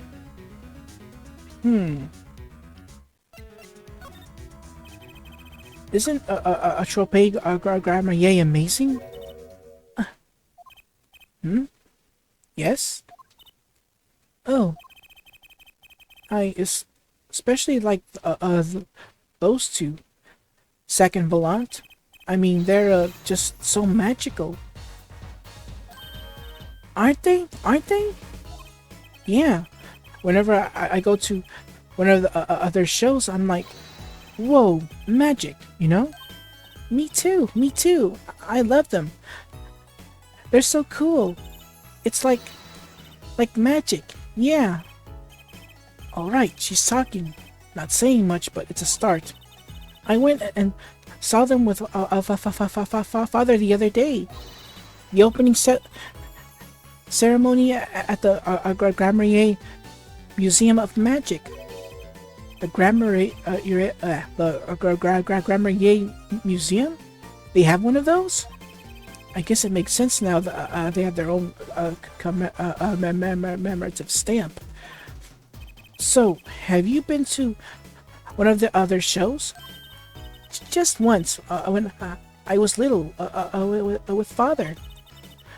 The Grammariers on stage, it was like a dream. A disappearing, reappearing, cutting apart, putting back together. They do it all. Yeah. Maybe you can keep telling me stuff like this. You know, about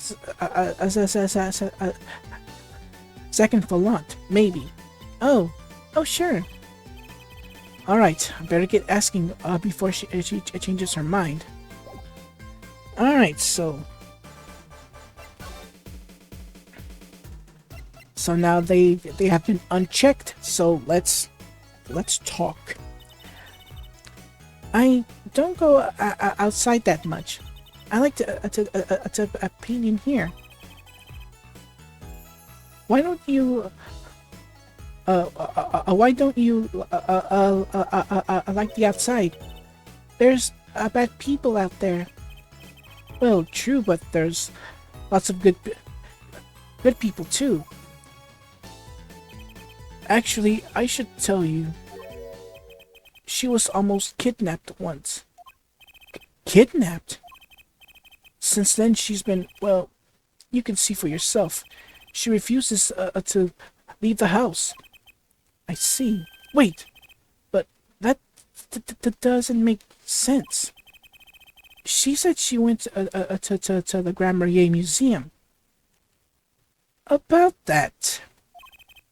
With you, in fact. Yes, actually, she was quite insistent on it. Much to my surprise. That was the first and last time she expressed such a desire to me. That person gave me a good luck charm. A good luck charm? But when I absolutely had to go outside. Yes, apparently she received something. A gift. From that client, actually. She won't tell me what it was. Father, I told you to keep that a secret. From that client, huh? This I have to hear about. Alright. The forgeries. So your father tells me you're good at painting all sorts of things. I really like painting a lot. My father is always very happy when I paint them exactly the same. So you did this too? Oh yes, that was my first job. Your first? All I used to do was paint the same thing I saw, but this was totally different. The pen slips and the way the writer held the pen and then the pressure on the nib. I had to use a microscope and analyze it on the computer. She seems happy. Odd. Her work was the last nail in the Grammarier coffin. I guess no one told her. Alright, the Trope Grammarier stamp. They're the best in the world. Huh? Oh, you mean a Trope Grammarier? Of course. Father gave it to me. Your father? But I asked him about it. He didn't know how you got it. I guess I just took it. Yeah. Took it? Father got a letter from that person. That person? You mean that letter was from the client? Oh, we talked about the grammar yes forever that day. I'm sure that's why I sent that stamp. I didn't want it just to send it back, so I took it. They're a sneaky one, this client. So they were just trying to get on her good side. All right, so an update on the commemorative stamp. All right, the moment of truth. The client. Here we go. So, you met the person that asked you to do this job, and you talked with them. What's this about a good luck charm you received? I can't talk about it. Huh? If I do, I don't work anymore. That's what I was told. Yeah, but I really have to know. Uh-oh. Right, it's time to do some psych unlocking.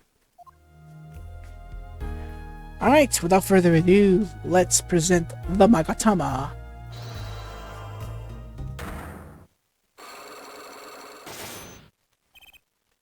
The client. You seem to trust this client. Quite a lot, in fact. Because they gave you the stamp. No, that's not why. They listen to me to my problem. The problem that keeps her inside all the time. Don't go outside if you don't want to. And that's what they told me. But when I absolutely have to go out, all I had to do was I use a good luck charm. A good luck charm that your client gave you? I think I know what your client might have given you, actually. Is this your good luck charm? And thus we present the nail polish. This was what they gave you, wasn't it? The same bottles over there on your desk. Your good luck charm, right? I heard once cosmetics were once thought to ward off evil. This is a magic bottle. It has power. Ah, of course it does. I'll just refrain from commenting anymore on that one. I think I know who gave you that bottle, actually. The one who asked you to do this job. Was this the client? And thus we show Christoph Gavin. This man is a friend of mine. Know him? His name is Christoph Gavin. He's a lawyer, actually. I promised. Oop, excuse me, 1 second. Okay, I'm back. Sorry. Had something in my nose, stuffy. All right. I promised. I promised not to tell. Fortunately, you don't have a choice. She must spill it. I'm sorry, I can't talk about the client. I promised. And if I break my promise, the spell won't work. I don't need a name anymore. I've got my answer. You're pretty confident in this charm, then. I think they might be the devil, huh? Or maybe an angel. What, what do you mean? I saw it, or I think I saw it. I saw it when they gave me this. I saw the devil's face. Are you saying the client's face looked like the devil? Not really, but we'll get to that in the finale. Trust me, it's a doozy and a bit creepy. No, the client was gentle with a gentle smile. So, where did you see this, uh, the devil then? It was so quick. I don't remember well, but that's when I knew that person wasn't like other people. That's why I believe in my good luck charm. I'm not sure what this the devil she saw was, but it's pretty clear that Christoph Gavin has her charmed. Well, I think that's all. I'll be leaving now. I'm sorry for what happened. If you want to apologize, I tried my client, Zach Grambrier. Did I do something bad? What makes you think that? Your eyes. They're sad. Very sad. I'll put my smile next time I come. Promise. I hope to see you smile then too, Vera. Oh, okay. Take care. Thinking back on my first encounter with the young forger, I witnessed something of vital importance that day. Of course, by the time I realized it, it was already too late.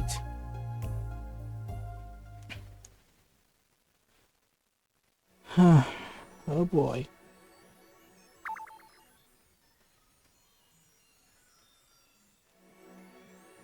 Alright, so we're basically almost done with the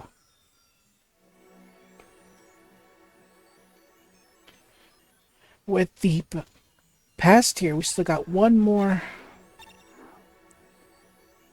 to deal with, and that is the detention center of the past. Alright, here we go.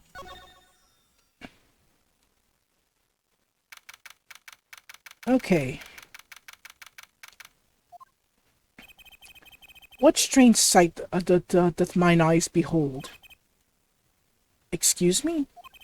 Two men on either side of a single transparent pan, yet it seems fickle fate has switched sides, so to speak. The forger of fakes walks freely, while the innocent languages within these plexiglass confines. There's been no proof that I've forged anything, nor proof that I took the life of my dear mentor. Yet these chains cannot hold me for long. The stage awaits. And what, may I ask, awaits you? A little piano and a cold little hole in the wall. But since you are here, what shall we discuss? The shooting of Magnifique Grammarier for one. Who pulled that trigger? Ballant or his partner Zach? His partner vanished before. Dang it, my fault. If I'm going to get any closer to the truth, this is the place to start. All right. Let's talk. The fateful trial I have to hand it to my partner. He knows how to make an exit. That's talent. Yes, he made my attorney's badge disappear, and he never even touched it. Glory's spotlight always leaves someone weeping in the shadows. Yet his very disappearance is itself a revelation. Revealing what? Zach Gramarier killed Magnifique. It is as good as a signed confession. That's certainly been public opinion's take on it. I grow tired of my cage. And the time of my release is near. I must go prepare. Planning on jumping back into the magic, right? Away? As long as an audience awaits with bated breath, there will be Valant. And also, yes, now that my partner has disappeared, Magnifique's repertoire is mine. Valant Gramarier has a tradition to uphold. Is that true? Seeing in this light, the trial was good to me, verdict or no. And you can't pay for that kind of publicity. Blackmail. The suspicion on you hasn't lifted entirely, Valant. After all, you received one of those letters too. You were just as obligated to follow Magnifique's instructions as your partner. So I was, but only Zach Gramarier followed them. Let us not speak any more of who shot what. Now that my partner has vanished, the question is moot. I'm more interested in learning something else, actually. What might that be? I want to know what Magnifique had up his sleeve. How could he coerce you and your partner to kill him? The trick up his sleeve? Perhaps you don't know. Know what?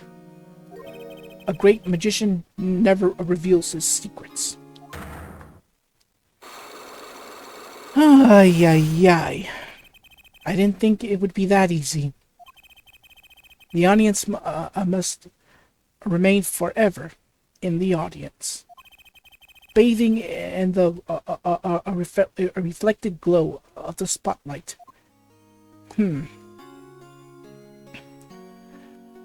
Alright, Magatama time. Oop, I hit my microphone, sorry about that. The trick up his sleeve. Here we go. I'm flying by the seat of my pants on this one. There must be a path leading from the evidence to the truth, and that's what I'm going to find. To ask someone to take a life, even one not long for this world, that's asking someone to commit murder. Yes, our mentor was fond of dramatic moves and dramatic finales, and he got his wish. His life was taken. What weakness could be so powerful as to coerce someone into committing murder? My guess is what was a matter of life or death. Care to explain? Your trope lived in a world of showmanship. The flashier, the better. And flashy so often means danger, doesn't it? Let us make this as painless as possible. If you have proof of this danger, then show it. Let's present that stage pistol. Why, that's one of ours. Specially designed for your show, I gather. A single bullet. One shot. What are you suggesting? Sorry. Suggesting.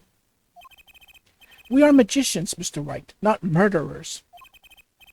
I'm not crying murder, Mr. Vallant. I'm crying something far more tragic. An accident. Zack and Vallant's quick draw shoot him. How long has it been since those shots were last heard? Was the shoot him cancelled because someone might get hurt? Of course. What other reason could there be? Well, it could have been cancelled because someone had already been hurt. Fascinating, my Faustian forging friend. But tell me, what can you prove with a single pistol? Well, tell me what would have happened if there had been an accident. What if one of your bullets took a life on stage? The performance of magic is not concerned with what ifs. It is concerned with precision. Precisely whom do you claim we shot? Looks like I've chosen the right path. Let's just hope he walks with me. A life was sacrificed so that the show might go on, and this shows who it was. And thus, we present Trucy's locket. But that's Zack Gramarier's wife and Trucy's mother. Thalassa, I believe was her name. Alakazam. But how can you say this? How can you say she was struck by one of our bullets? Still in a denial mode, eh?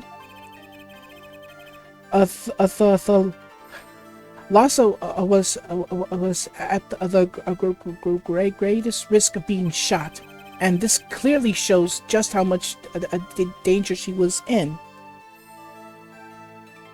Let's present the rare item known as the commemorative stamp. Trope Gramarier's performances were very, very popular. So popular that they even made a commemorative stamp at the height of your fame. We were not merely the latest craze. We were an age, a golden age. It's all here in this stamp. There's Lhasa, yes? Trucy's mother is missing, I hear. What happened to her? I don't know. A part of his memory is still locked up. There is one thing you're failing to address. What's that? As you say, a trope was a world unto itself. If our leader, Magnifi, was so inclined, he could hide anything he wished with ease. But, Mr. Wright, then he would have hid a crime, making him an accomplice. Not a great foundation for blackmail. Volanska got a point. If one of the Trope members died in an accident and Magnifique covered it up, his innocence would come into question. Found the right address, Mr. Wright? I'm so close. There has to be something about how Lass's death could affect Zack and Valant's relationship with Magnifi. I see in your eyes you still have something to say. How can you possibly prove more than you already have? I'll prove why the losses accident tied your hands so completely. With a person.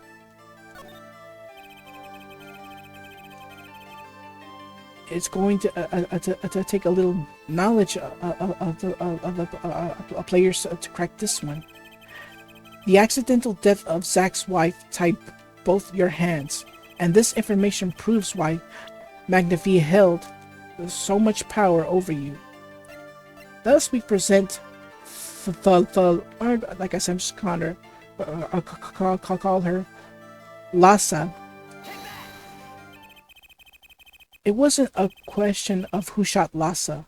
Lhasa herself was the problem. What do you mean?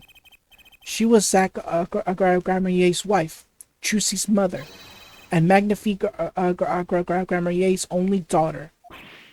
There was a terrible accident, and the two of you killed your mentor's only daughter. If it wasn't the key to Magnifi's power over you, I don't know what was. It was an accident.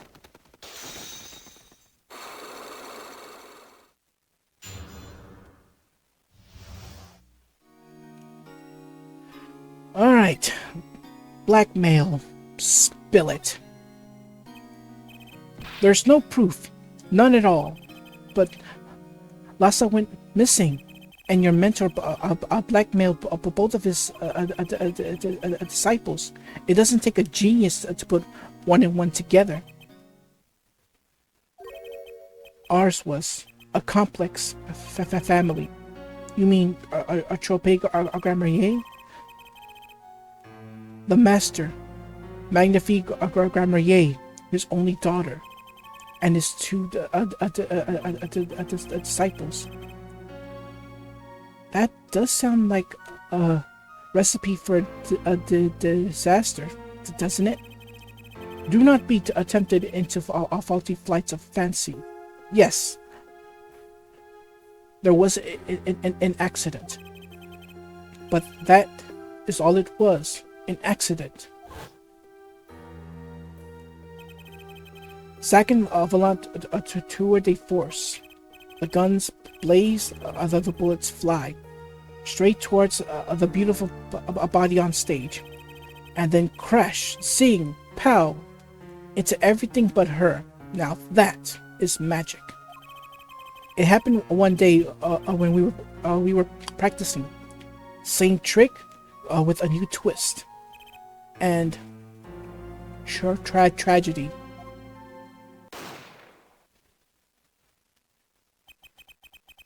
But as for whose bullet stole the Lhasa's life, we shall never know the answer.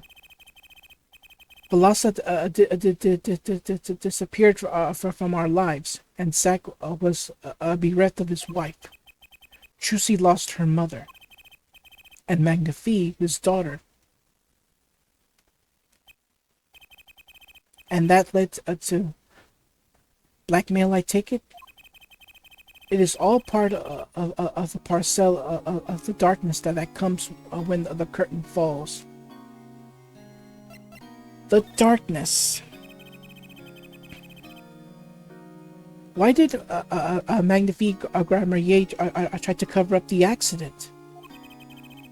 It was his own daughter who died. All I can say is it was a critical time for Trope Grammarier. A passing of the torch from Magnifi to Zack and Volant. We all sacrificed so that it might be a success. Lhasa's death was the greatest sacrifice of all. Yet, even when her life was extinguished, her presence was not. What do you mean? In time, we, myself and Zack, found we could no longer oppose Magnifi's wish. Shiz. Wishes. There we go. Magnifi forces to perform his art for his benefit. I see. I guess I can understand. I mean, he did lose his only daughter. But do you not find cowardice in his actions? Huh? To decide the truth of your own daughter's death is one thing, but then to hang the death as a guillotine above our heads. Things were pretty dark behind the scenes in Trope-Grammarier, that's for sure. Does Juicy know? She was not told, naturally. Who would want to know that their father might have taken their mother's life? True. I had not thought of that accident for a very long time. I'm sorry to dredge up old memories, but this has helped a lot. Not to find a Magnifi's slayer, I should think. True. Ah. After that accident, there was one who came sniffing quite persistently. A reporter. He called himself a newsman at the time. Often I spied him lurking about the dressing room doing his research. Would you happen to remember his name?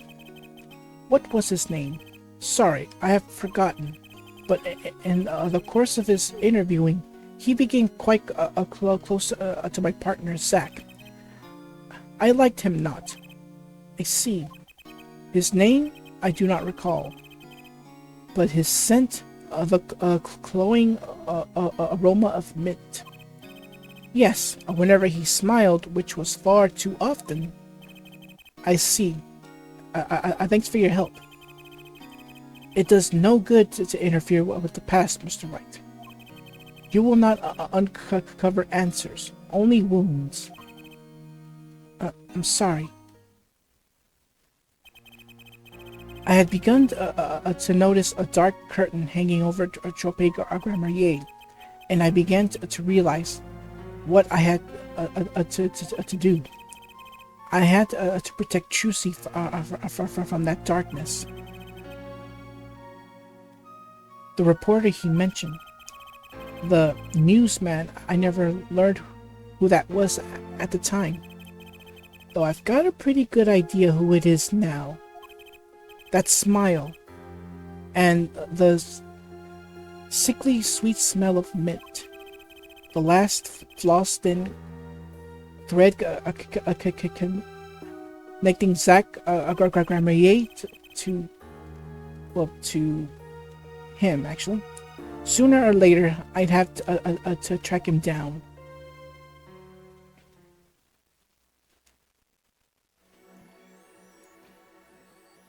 Alright, and thus we are finished with the past.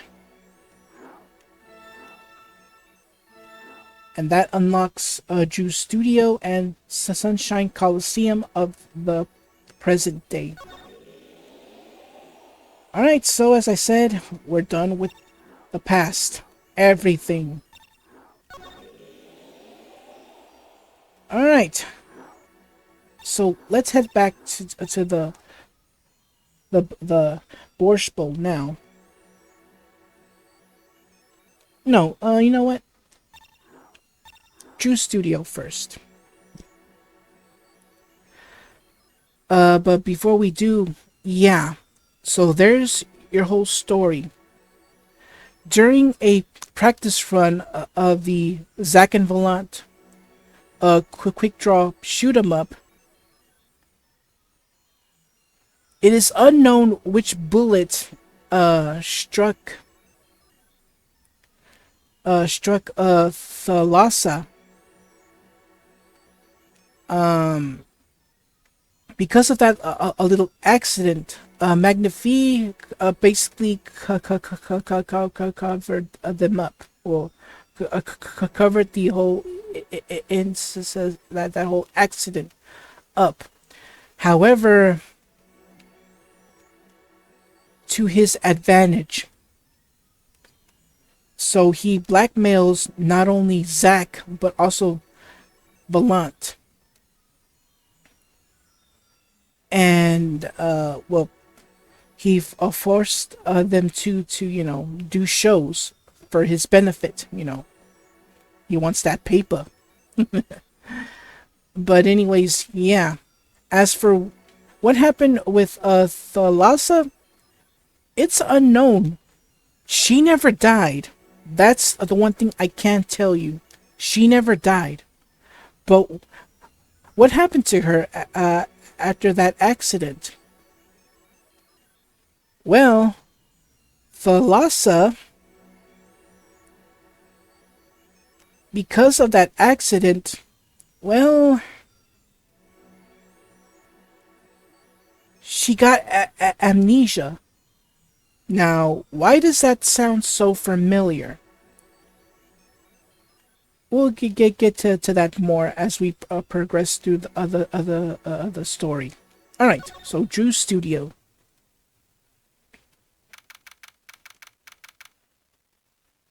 All right, so now we are back at present day here at Drew's studio.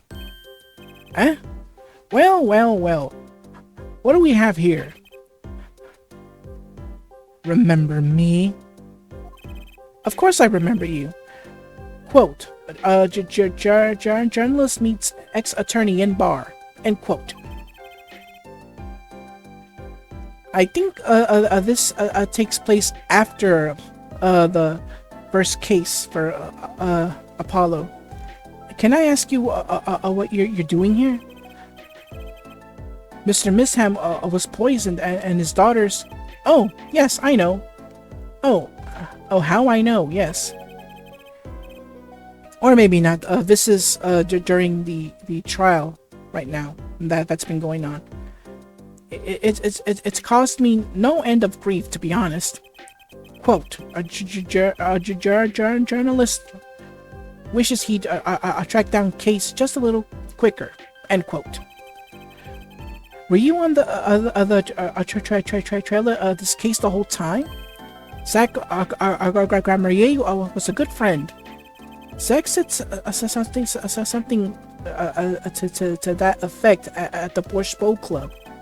What a character. What a man.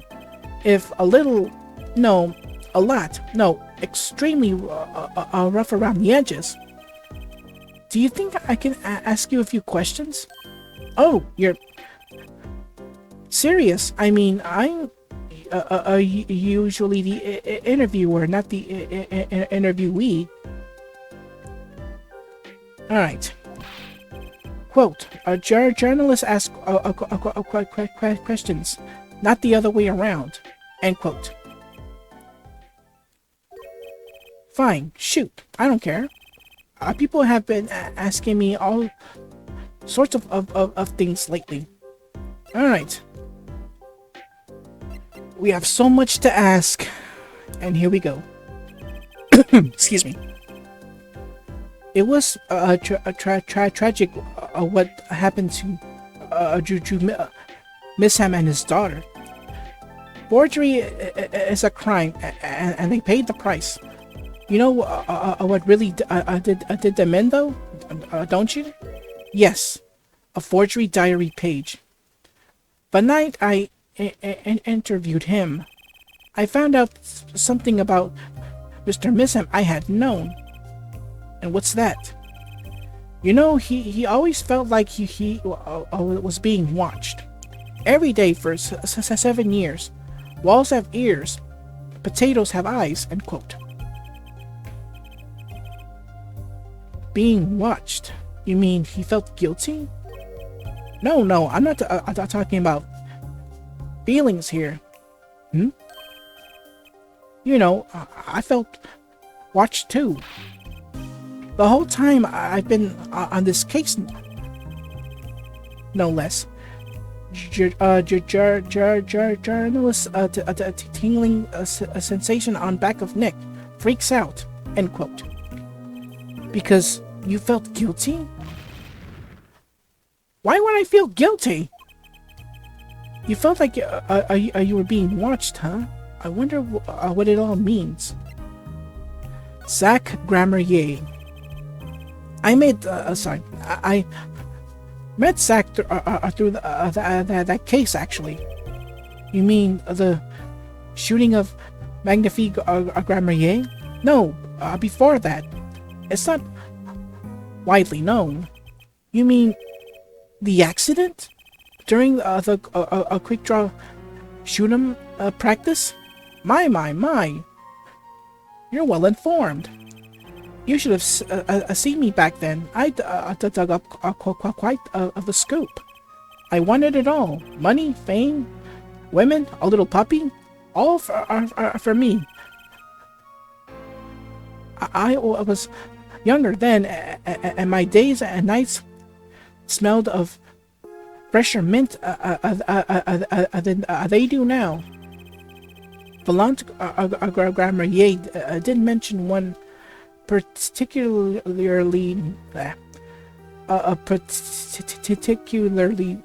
nosy reporter. In fact, I was on close speaking terms with Magnifique Grammarier at the time. I knew his daughter too, of course. The Lhasa, was it? Really? Then the Lhasa disappeared quite suddenly at that, and Magnifique wouldn't say a word about it. Yeah, my evil habit got the better of me. A journalist catches scent of a scoop, goes on feeding frenzy. End quote. I set up a one-on-one interview with the Lhassa's husband. See, Zach Grammarier. Something strange was in the air over at Trope Grammarier in those days. The whole screwy mentor controlling disciples seemed started by then. I guessing the Lhasa, she was a part of it all, right? Come on, you can tell me off the record.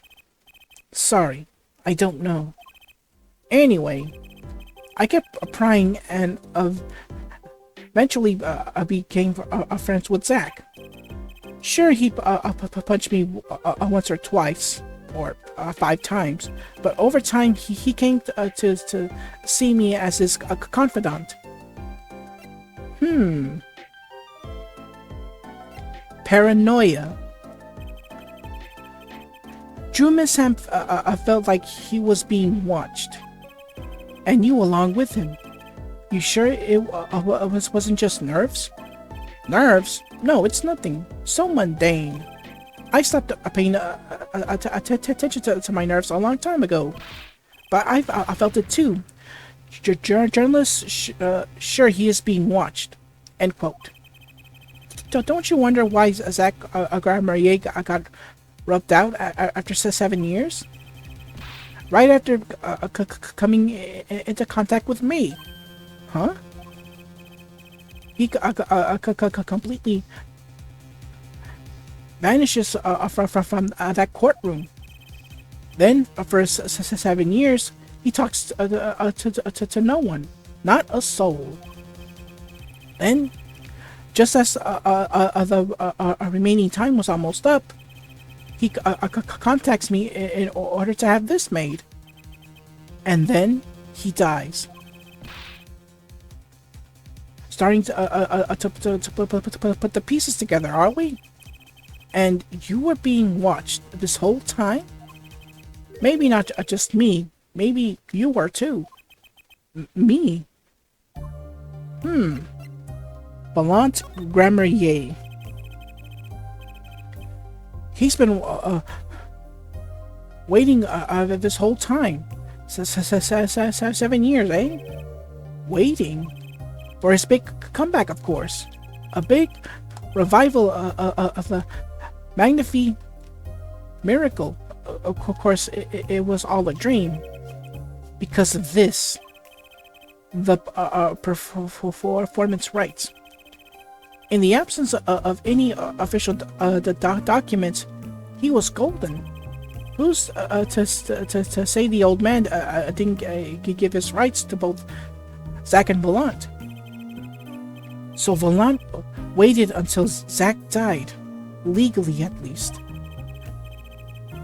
The time finally comes, and Volant's like a kid on a Christmas morning. He's getting ready for his show at the Sunshine Coliseum, you know. And that document sees the legal light of day. It's going to put a big it's going to put a bit of a damper on the big show. He's a sorry one, that Blanc Grammarier. Lost out to his partner at work, and in love too. Love? It's the same old story, really. Two disciples and their mentor's only daughter? What has 3 sides and all of them pointy? A love triangle. That is pretty classic. When you're in a performing trope, that's your world. It's like family. One with an entire high school's worth of drama, intrigue, and backstabbing. And in the middle of this, well, all of this, Lhasa has Trucy. And then she dies. I need to find out more about this Lhasa. But first, let's present a picture of her.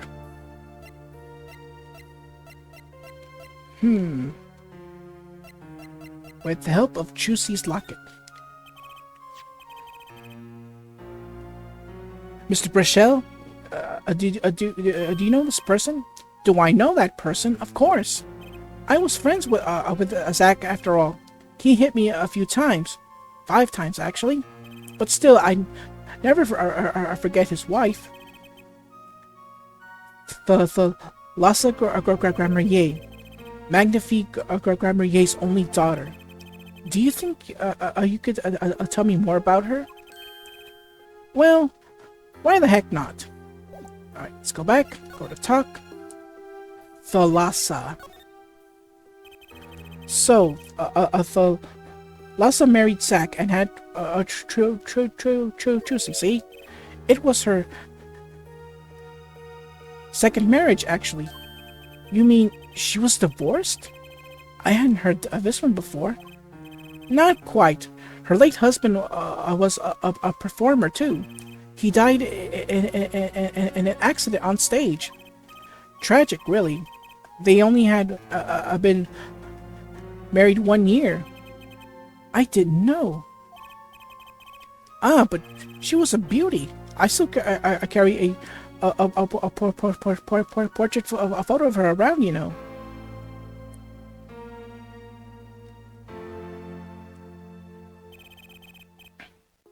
I've known Trucy since she was a little thing, too.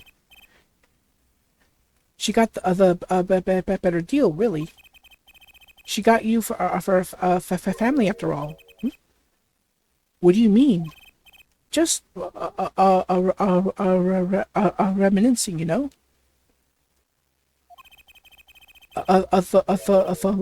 Lhasa had another child besides Trucy, end quote. What? But Trucy said she was an only child. Keep in mind, the Lhasa was married before.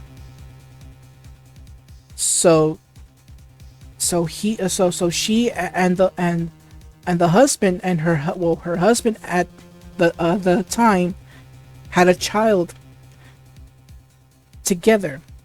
despite them only being married for 1 year. But who is this other child? More on that later. Ah, yes.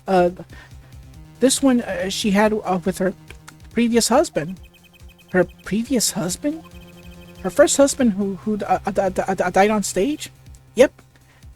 They had themselves a kid. Another orphan now. That's another one who slipped through the croaks. No idea where they are now. Thalassa had another child. Do you think I could borrow borrow that photo? Sure, I could be generous on occasion, you know. All right, so we get our next piece of evidence: Thalassa's portrait. Portrait. I won't need to stock it anymore. I better return it to Trucy before I forget. People and events all get tangled together and get bigger and bigger. Don't you think? I was too busy wandering about bigger to listen to what you were saying. Sometimes you just gotta accept that you won't be able to untangle it all, I think. You'd be surprised, dude. You'd be surprised. Maybe so, but still. I have to do what I can. And I have to tell what I find to those who come next. Next, you say? I'm not the one who will close the curtain on this little play. Apparently, that's not my role anymore. Magnifi? I was just wondering what a Magnifi would think of all this. What do you mean? Haven't you seen it in Trucy? She's got his power. You mean, how can't how I can't lie to Trucy? It was the same with Magnifi and with his daughter of Thalassa. It's a strange thing. You think it's some Grammarier gene? Magnifi told me once, back when Zack married Thalassa. He said Zack had good eyes, but not good like Grammarier's eyes. Not that good. I wonder if Zack ever played a game of poker with his wife. Who knows what the Grammarier's secret was? Maybe nobody. Now that Zack's gone. Zack Grammarier. The plot had finally begun to reveal itself. It sprouted from a warp in the Grammarier fabric, and it grew, swallowing everything, wrapping itself around the Grammarier's power.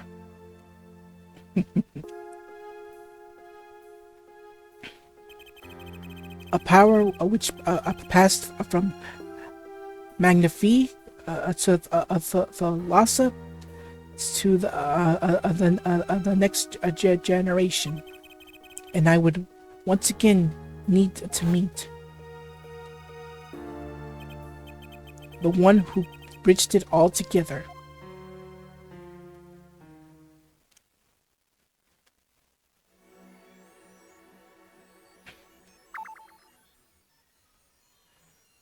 Whew. That is a lot to absorb, all that info. So yeah, turns out that Trucy has a half-sibling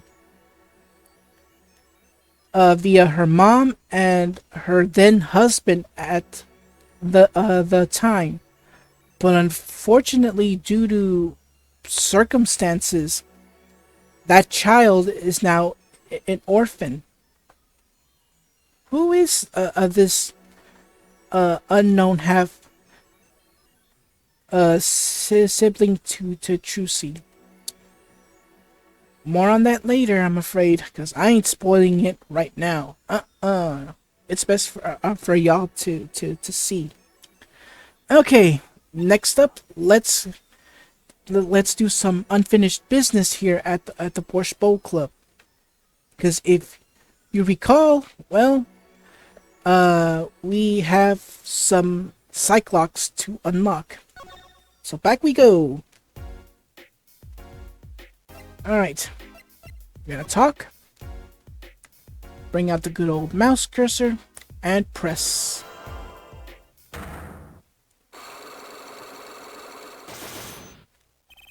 The Grammarier's Secret. Here we go. I have to know more about this power of Trucy's. It's like she can see right into people's minds. The first time I saw her do it, it blew mine. And after you were done having your mind blown, you took her to play cards with you. Gotta use the resources at hand, I always say. Yet I myself have no such power. But Trucy does. Why is that? Maybe Trucy got her power from her mother. The Lassa Grammarier. I will not speak of that. The Lhasa is officially missing, correct? And I think I know why you don't want to talk about her. Let's present that commemorative stamp. The three of you were a team once. Not that the entire country already know this. Well, doesn't already know this.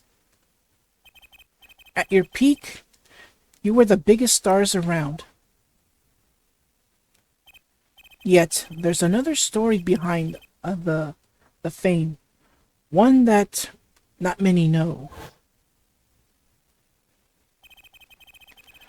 The Lhasa, they should have put some quotes in there. But we, the player already know. Well, the players already know. The Lhasa lost her life during a rehearsal. To you and Volant, Grammarier's bullets. It was an accident. It wasn't me. How could I shoot my dear the Lhasa? I'm sure Volant would say the same thing. Why, it's just like another murder I might mention. Darn you! Her eyes. I loved Lhassa's eyes. To think they could read my mind was frightening. Yet there was a warmth in them that felt like an embrace. She is dead, and Magnifique Grammarier has joined her. So the only one with her power left now is Trucy. Mr. Zack, I do not know. I don't need any power to see through that one, buddy. So there's someone else. Someone other than Trucy. Someone who inherited the Lhassa's power. Wait, does it? Oh, okay. Cool. Okay. Someone who had inherited the Lhassa's power. Huh. How would I know? My chances are slim. It would take a miracle to learn the truth. Or maybe one has already occurred. There is someone else with the power, and I know who. Guess who it is? Apollo Justice. This boy? His name is, I forget, something weird. Who could he be? An attorney. Attorney? I noticed him when I went to a friend's law offices. So, what are you? What are we to make of this? Oh, great ex-attorney! You can show me pictures of strange boys all you like. Yes, that. But you could at least say something like, "I'm of this boy." I could use a laugh. Perhaps you wouldn't laugh if you knew the facts. This might not be a 100% proof, but it's close. There's a link between this boy and Thalassa. Actually, it's more of a ring. A ring? Perhaps this will refresh your memory. I just so happen to have evidence showing this missing link. And thus we present Thalassa's portrait. Actually, I know something. Your marriage to Thalassa was her second. How do you know this? Her first husband. He died a year after they were wed, yes? He was a performer. They met when he joined us, Grammarier's, as a guest in our show. After Thalassa wed him, she left the trope for a while. And you say she had a child then? I have a photograph of her. I couldn't help but notice what she was wearing when I first saw this. Those bracelets stand out. They are a Grammarier family heirloom. This boy wears a bracelet just like the ones in the picture. What? So, that's why. Why what, Mr. Zack? I took this photograph of Thalassa before she left us. When she returned, she wore only one bracelet. I bet I know where that other one went. She gave it to this boy, her son.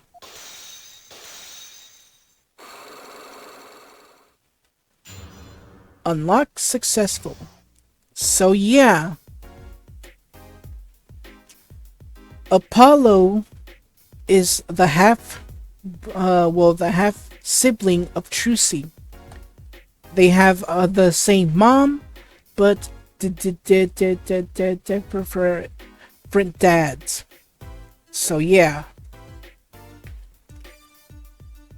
So, well, in the year that she and her then husband were married, they had a child. His name was Apollo. But unfortunately, an accident happened with her then husband. And the thing was, why didn't Thalassa kept Apollo throughout this whole thing, which is weird. I guess we're gonna have to see more on that later. Anyways, the Grammarier's secret. This strange power, I myself do not know from where it comes. Yet the fact that it is passed down from the Grammar line. It runs in their veins. What is it? I asked her, Thalassa, once. This is what she told me. Her power responds to tension in others. Tension? If she were to face a person and they became slightly tense, even slightly, then she would know. No matter how hard they tried to hide it from her. So she could see it? Not quite. This is the strangest part of it all. She wouldn't realize that she was subconsciously detecting this tension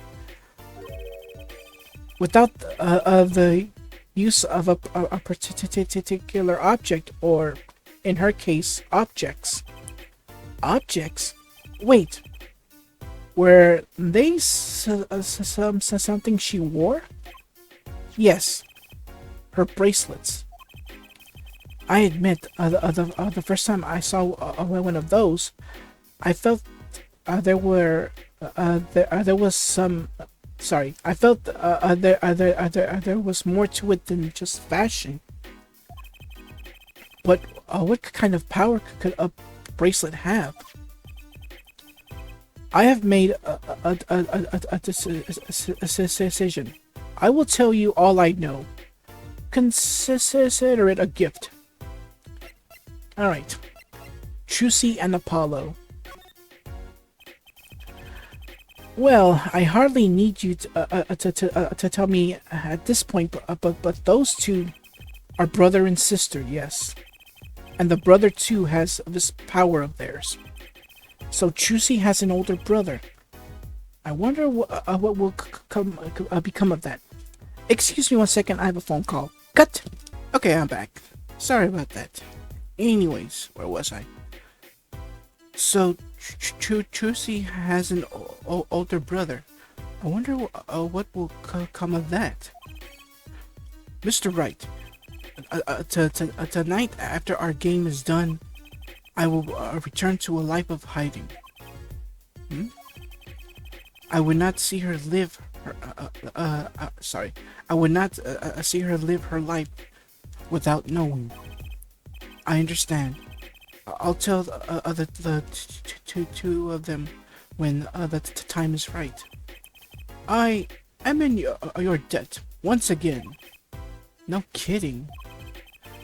What I want to know is how all this got to be so messed up. Yeah. Anyways, the bracelets. Those bracelets are made of a special alloy. It is said to expand and shrink very slightly in a response to body warmth. So they're temperature sensitive or something? Excuse me? Yes. This is how they shrink to their exact size of their wearer's wrist. And this has something to do with the power? What have I told you? The Grammar power, excuse me, reacts to tension in others. When Grammar senses tension, they too become tense. And this tension translates into minute contractions of the muscles. So minute they cannot sense it on their own. Their muscles? Oh, so that's what the bracelets are for. With a bracelet on, one can sense these contractions. Oh my goodness, excuse me. Because of the bracelet is always a perfect fit. So when the person's sorry, so when the person they're watching it gets tense, the bracelet feels tighter on their wrist. Precisely. But that alone doesn't really count as mind reading. Oh, Phoenix, you've if the if the Magatama's power doesn't catch your eyes, I don't know what does. At least I said it right. I don't know. I believe I understand how the process works from here. It is a simple question of eyesight. Eyesight?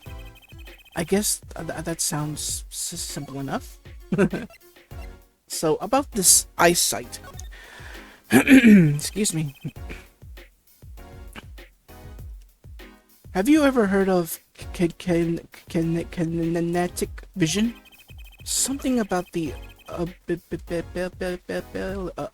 to see moving objects with full clarity, right? I've heard of it before. They say the elites can see a moving ball like it will stop if they focus. Oh, but it's not confined to sports alone. It all relies on the ability to focus. When we focus, we can see many things. Oh my goodness, with all this stuff in my throat. All right, the faintest twitch of the face and the meaning that lies behind it. Therein lies one of the secrets of magic. One must know the mind of a crowd before one may distract it. So, basically, what you're saying is the Grammariers can see really well. For them, seeing is more than believing. It is knowing. Their power relies on eyesight combined with exceptional focus. Things are starting to come into focus for me too. Of course, it is difficult to maintain such levels of focus for any length of time. But what if someone could tell you when to focus? Or something? Precisely. But wait, Trucy doesn't have any bracelets.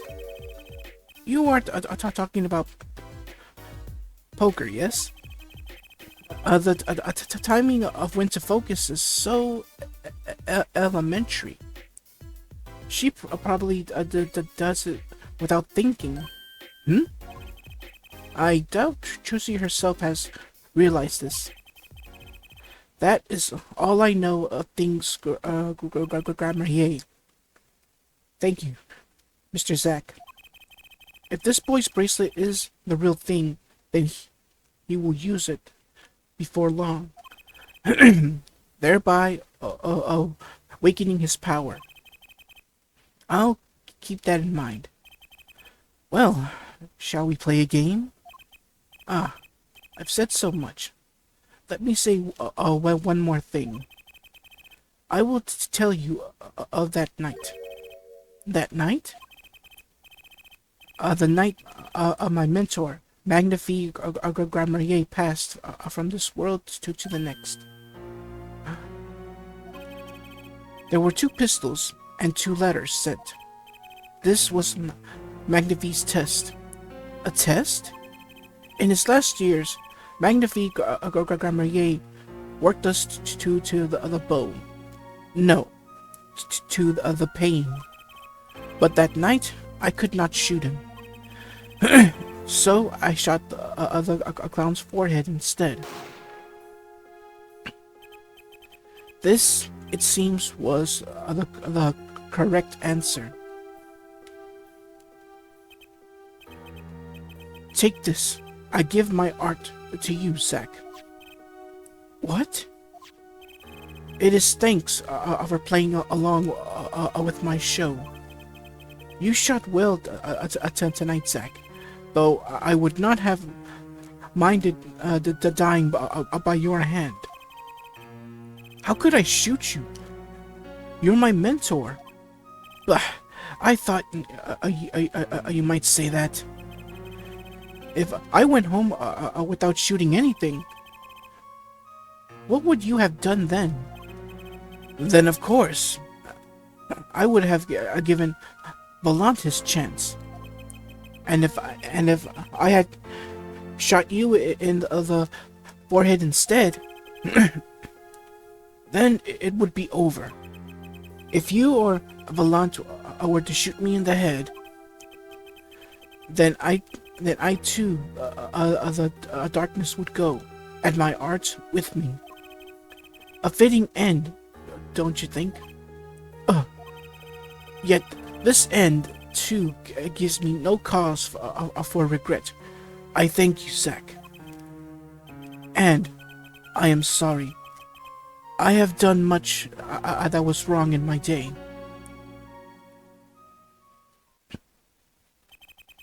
It seems to me that Magnifi wanted you to be his successor all along. That's why the time he gave you was earlier than Valant's. Perhaps, but it is not something we will ever know for sure now. I wonder, what is Valant up to these days? Waiting for you to die.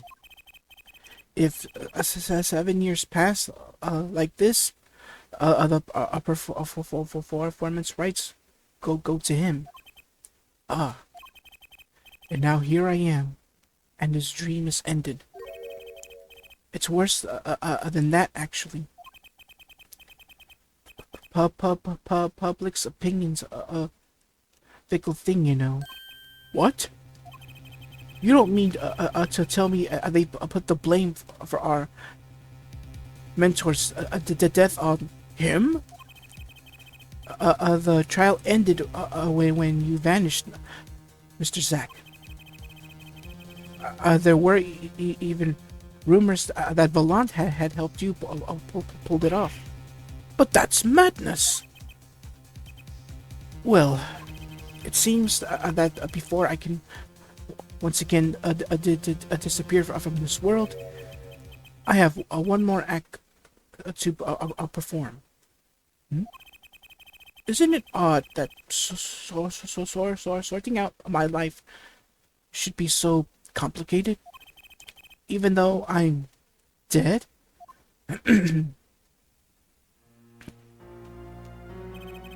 That night, Zack Grammarier was killed. He died as Shoddy Smith, a mysterious traveler with a secret past. But he left one thing before he parted. This. His confession, to use as I saw fit. Of course, he killed no one. This was his way of tying up loose ends with his old partner, Valant Grammarier. Alright, so we get our next piece of evidence, Zack's confession.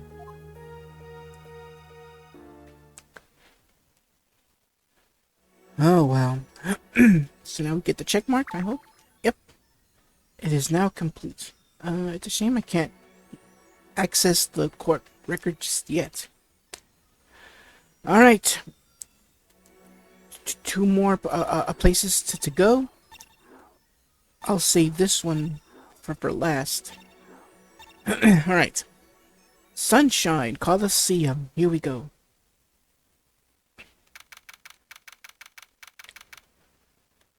Alright, so Remember, keep in mind, we're in control of Phoenix during his so-called secret mission. So, well, this is a blast from the distant past. Long time no see, Mr. Bellant. 7 years has it been. Frankly, I didn't think I'd ever see you again. Actually, I came here because there's something I want to ask you. I've spoken to the press. I have nothing more to say. I've spoken to a lot of people myself and come to some conclusions. But then I realized I needed to hear it from you. Alright, so let's talk. Was he the one who shot Magnifi Grammarier? I have a walk. I'm sorry, I have a walked. I have walked a difficult road these past 7 years because you couldn't perform Magnifi's repertoire. Do not be deceived. Ballant's skill is the real deal. I do not require my mentor's hand-me-downs. No, it was my partner who slowed me on my way. Zach Grammarier? His rather well performed disappearing act 7 years ago was the end. Hold on 1 second, please. Alright, sorry about that. Stuffy nose. Alright. His rather... Oh, wait. I think I read this one. His rather well performed disappearing act 7 years ago was the end. Or so I thought. Zach Grammarier murdered our mentor and fled to escape punishment for his crime. You said something to that effect 7 years ago, didn't you? I remember it as if it I remember it as if 'twere only yesterday. Yet that was not the way of it in the end. For a while he vanished. Others suspicions upon my own person never did. His partner Zach vanished to protect him.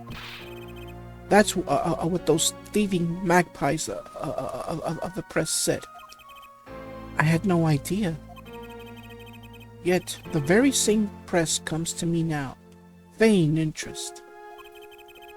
They cover the greatest magic show in history as if it were a vaudevillain, a distraction.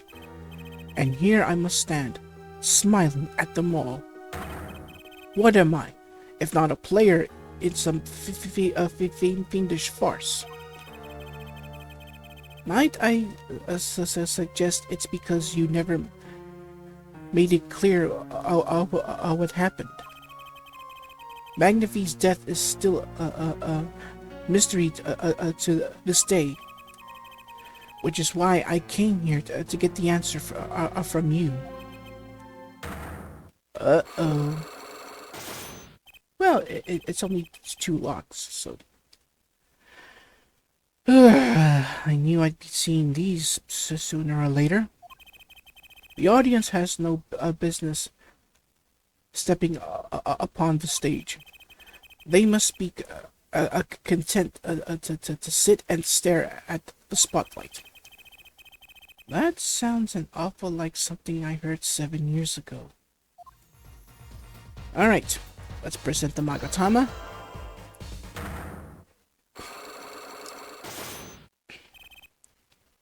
Alright, Magnifi's death.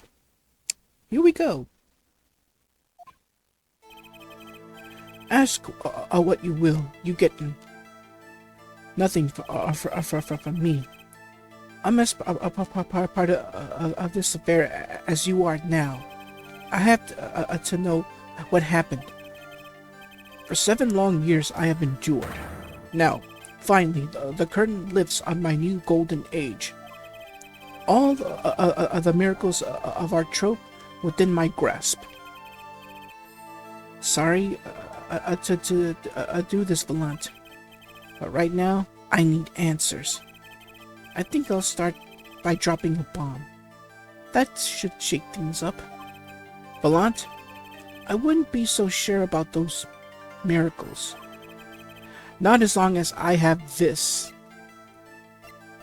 And now we show him the transferal of rights. And what might that be?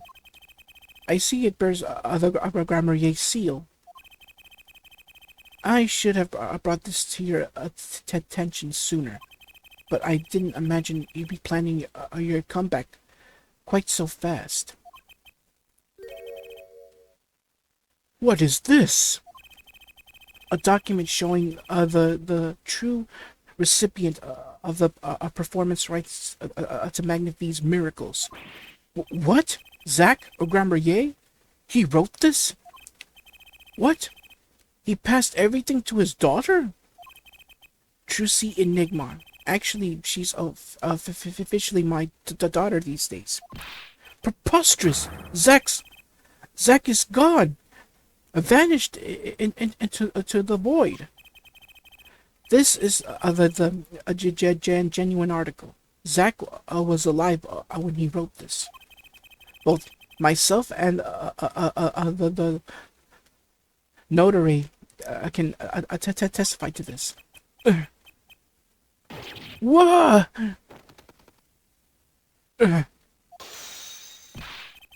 Why? Why does fate toy with me so?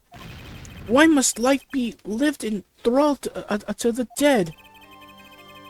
You're not the only one with that problem. But he shot Magnifique. Yes, it was Zach. It was. And then he left, and my career as a magician fell into darkness. Did you think there might be some way out of it? Say, if you could prove Zach shot Magnifique, was that why you testified? Yes, my way out. It should have been my way out. Well, it might not be too late, Mr. Valant. All you need is a way to prove your case.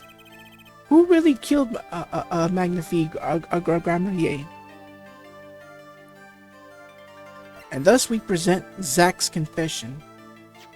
Speaking of which, let's read it. To whom it may concern. 7 years past, I, Zach Grammarier, murdered my mentor, Magnifique Grammarier. I apologize for the trouble caused by my sudden departure from court, and hereby confess to my crime. Zach Grammarier. Alright, so let's switch and present. I believe I have the answer to your prayers right here. Zach Grammarier wrote one more thing before passing on. This is a confession in which he admits to killing Magnifique Grammarier. See, all according to your plan. I am a magician by trade. Deception is my life's work. I fool the audience, give them a fleeting dream. Yet it seems the tables have turned. Now I am the audience, believing in the deceptions I have wrought upon myself. Zach wrote this right in front of me. After I explained your situation to him. ZOMG? Huh? Unlock successful.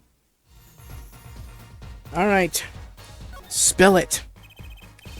You do know that this confession is nothing but lies. Yes, it's my opinion that Zach Agramarier killed no one.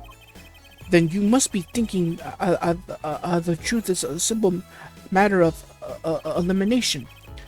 Two received instructions to kill, but if one is innocent, then the one who remains is guilty. That would be the logical conclusion, yes. So he vanished to protect me, his partner. A stirring tale, 'tis true. Did you shoot Magnifique Grammarier in the forehead? If I had, and I told you, what would you do? Run to the police perchance?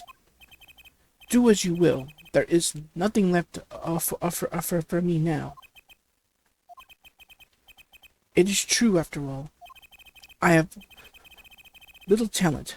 I needed my mentor, Magnifique's repertoire. It was as if a little demon grabbed hold of me. I knew it. So Valant Grammarier did kill the great Magnifique.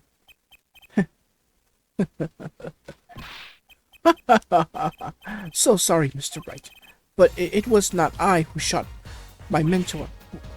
What? But if it wasn't you, then who was it? There wasn't another disciple, was there? Another disciple? So such as, I don't know, knack and talent, Grammarier, maybe? Your wild fancies couldn't be further from the truth. Only Zack and Valant received those threatening letters. But there was another. One more person could have fired that pistol that night. I don't suppose you've figured it out by now. If it wasn't Zack or Valant who shot Magnifique, then it had to be the other person at the scene. Which means... Wait, you don't mean... Yes, the great Magnifique, Grammarier himself. Alright, Suicide Squad. So, Magnifique Grammarier... sorry. So, Magnifique Grammarier committed suicide? You find it hard to believe? To be honest, I hadn't even imagined it as a possibility. When I arrived that night, the old man was still alive. He appeared to be asleep. I could not shoot him. But when I turned and made to leave the room, the old man called out to me. And they used the same the same picture, because think about it, this is not Zack. Valant. It's actually Zack. It's actually Zack. They reused the same picture. All right. So you spoke with Magnifique Grammarier? Yes, and this is why I knew what he had done. Magnifique transferred the rights to his repertoire to my partner, Zack Grammarier, not me. I see. Then I guess I owe you an apology. I always thought you were the one who did it. You owe me no apology. Huh? My crime was, in a way, more serious than that of murder. What? Your crime? Is Valant Grammarier confessing something to me? What could be more serious than murder? So yeah, what is Valant's crime? Hmm.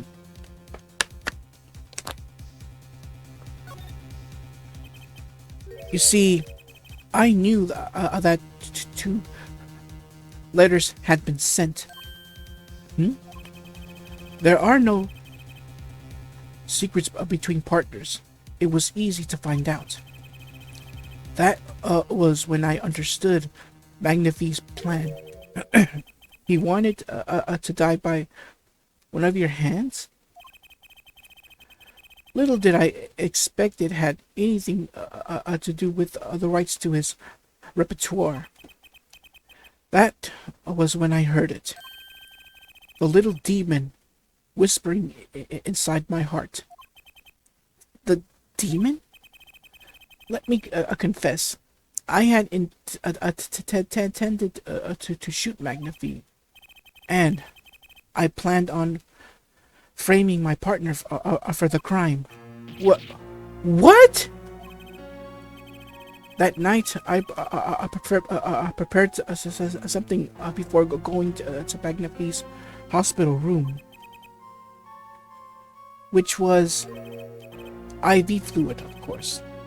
I'd seen it on an earlier visit. If Zack did not shoot, I would do the deed. Then I would use the IV liquid to place the murder on his hands. That was my plan. But you didn't shoot him. I could not. The demon in my heart fled when the moment came, but then Magnifi called me back. I am sorry, Valant. I am giving my magic to Zack, not you. You still lack the draw he has. Please, help him if you can. I left the room, and then I stopped. The shock of what I had just been told consumed me. That is when I heard that a fateful gunshot. Magnifi Grammarier killing himself. Then the demon awoke anew within me. Zack killed him. He was the one. Frame him, and the magic will be yours. I altered the scene of his suicide. I took the pistol from his hand, wiped off the prints, and then I used the syringe to add the IV liquid I brought. So in the end, things happened pretty much as planned. Magnifi died, and you framed Zack for his murder. As planned, indeed. Of course, the outcome was somewhat different than I had anticipated. Well, what do you think? Do you believe my story? Can it be believed truly? That was 7 years ago. I don't know what to believe, but yes, I'm glad I heard it from you, Mr. Valant. Thank you. It is I who should be thanking you, Mr. Wright. Only when I had lost everything could I make my decision. You're going to turn yourself in? My partner may have vanished, but not so my guilt. And so my guilt stays. All else begins to leave. My friends, my performance rights, my magic. I've had enough of vanishing acts. I understand. I thought my life was ruled by a dead man. but I find I was wrong. For Zach Agramrier was alive. Well, not anymore. And now it occurs to me, what if he was not the only one who's survived? What do you mean? You see, now that I think about it, I realize that no, we never saw proof of her demise. We never saw her body. Her? The mind races and the mouth flaps on. My apologies. Forget this matter. I can only hope that the day will come when I again meet my partner, Zach Agramrier. Then I shall apologize for my terrible mistake. I am glad we had this chance to talk. Thank you. Zach Agramrier, Shoddy Smith, whichever name you prefer, he is no longer with us. The truth revealed in that trial was only a sliver, and the impenetrable darkness that remained has taken another life. I knew what I'd have to do to push back the darkness for good, and it would involve paying that man a visit.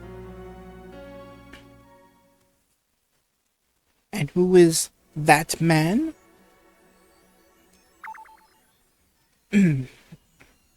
Why, Gavin, of course. Christoph Gavin, that is.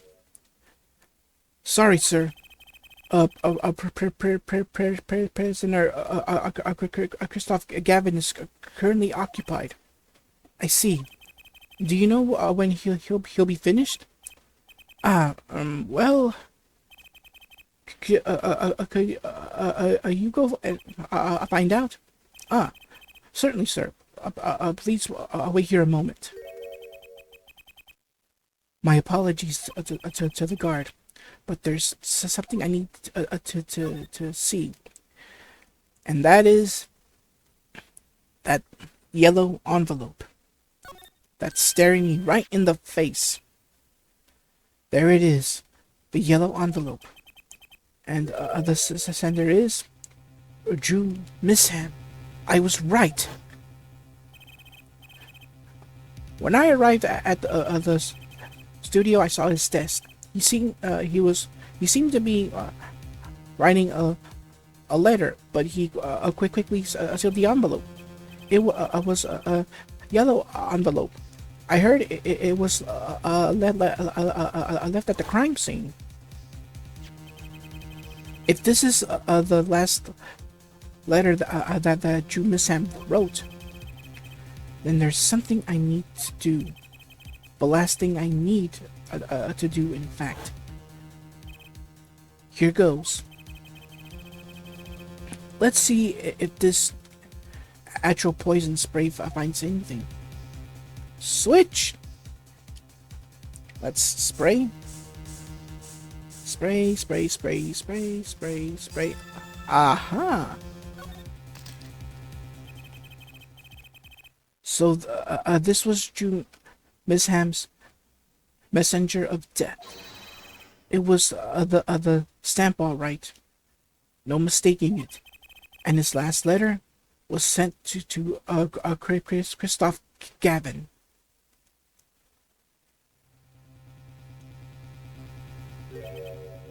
Gotcha. Let's see if I can read it still. Check. Well, at least I can. There we go.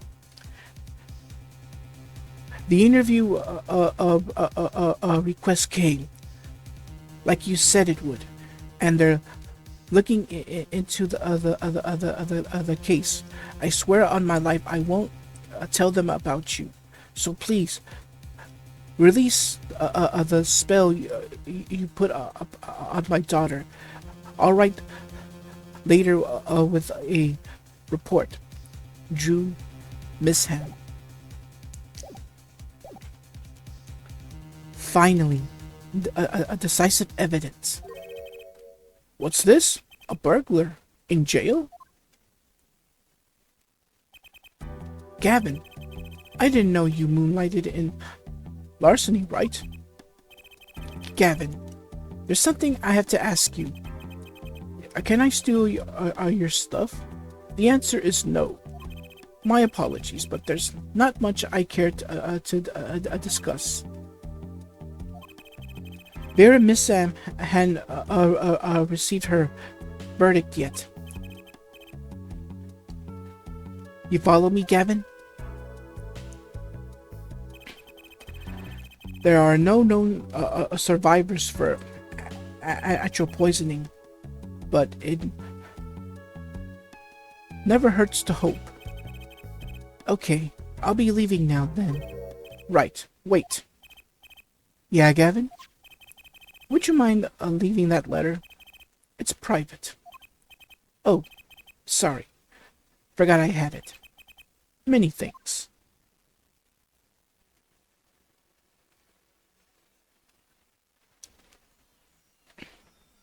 And as you can see, the hat Phoenix is wearing was no ordinary hat.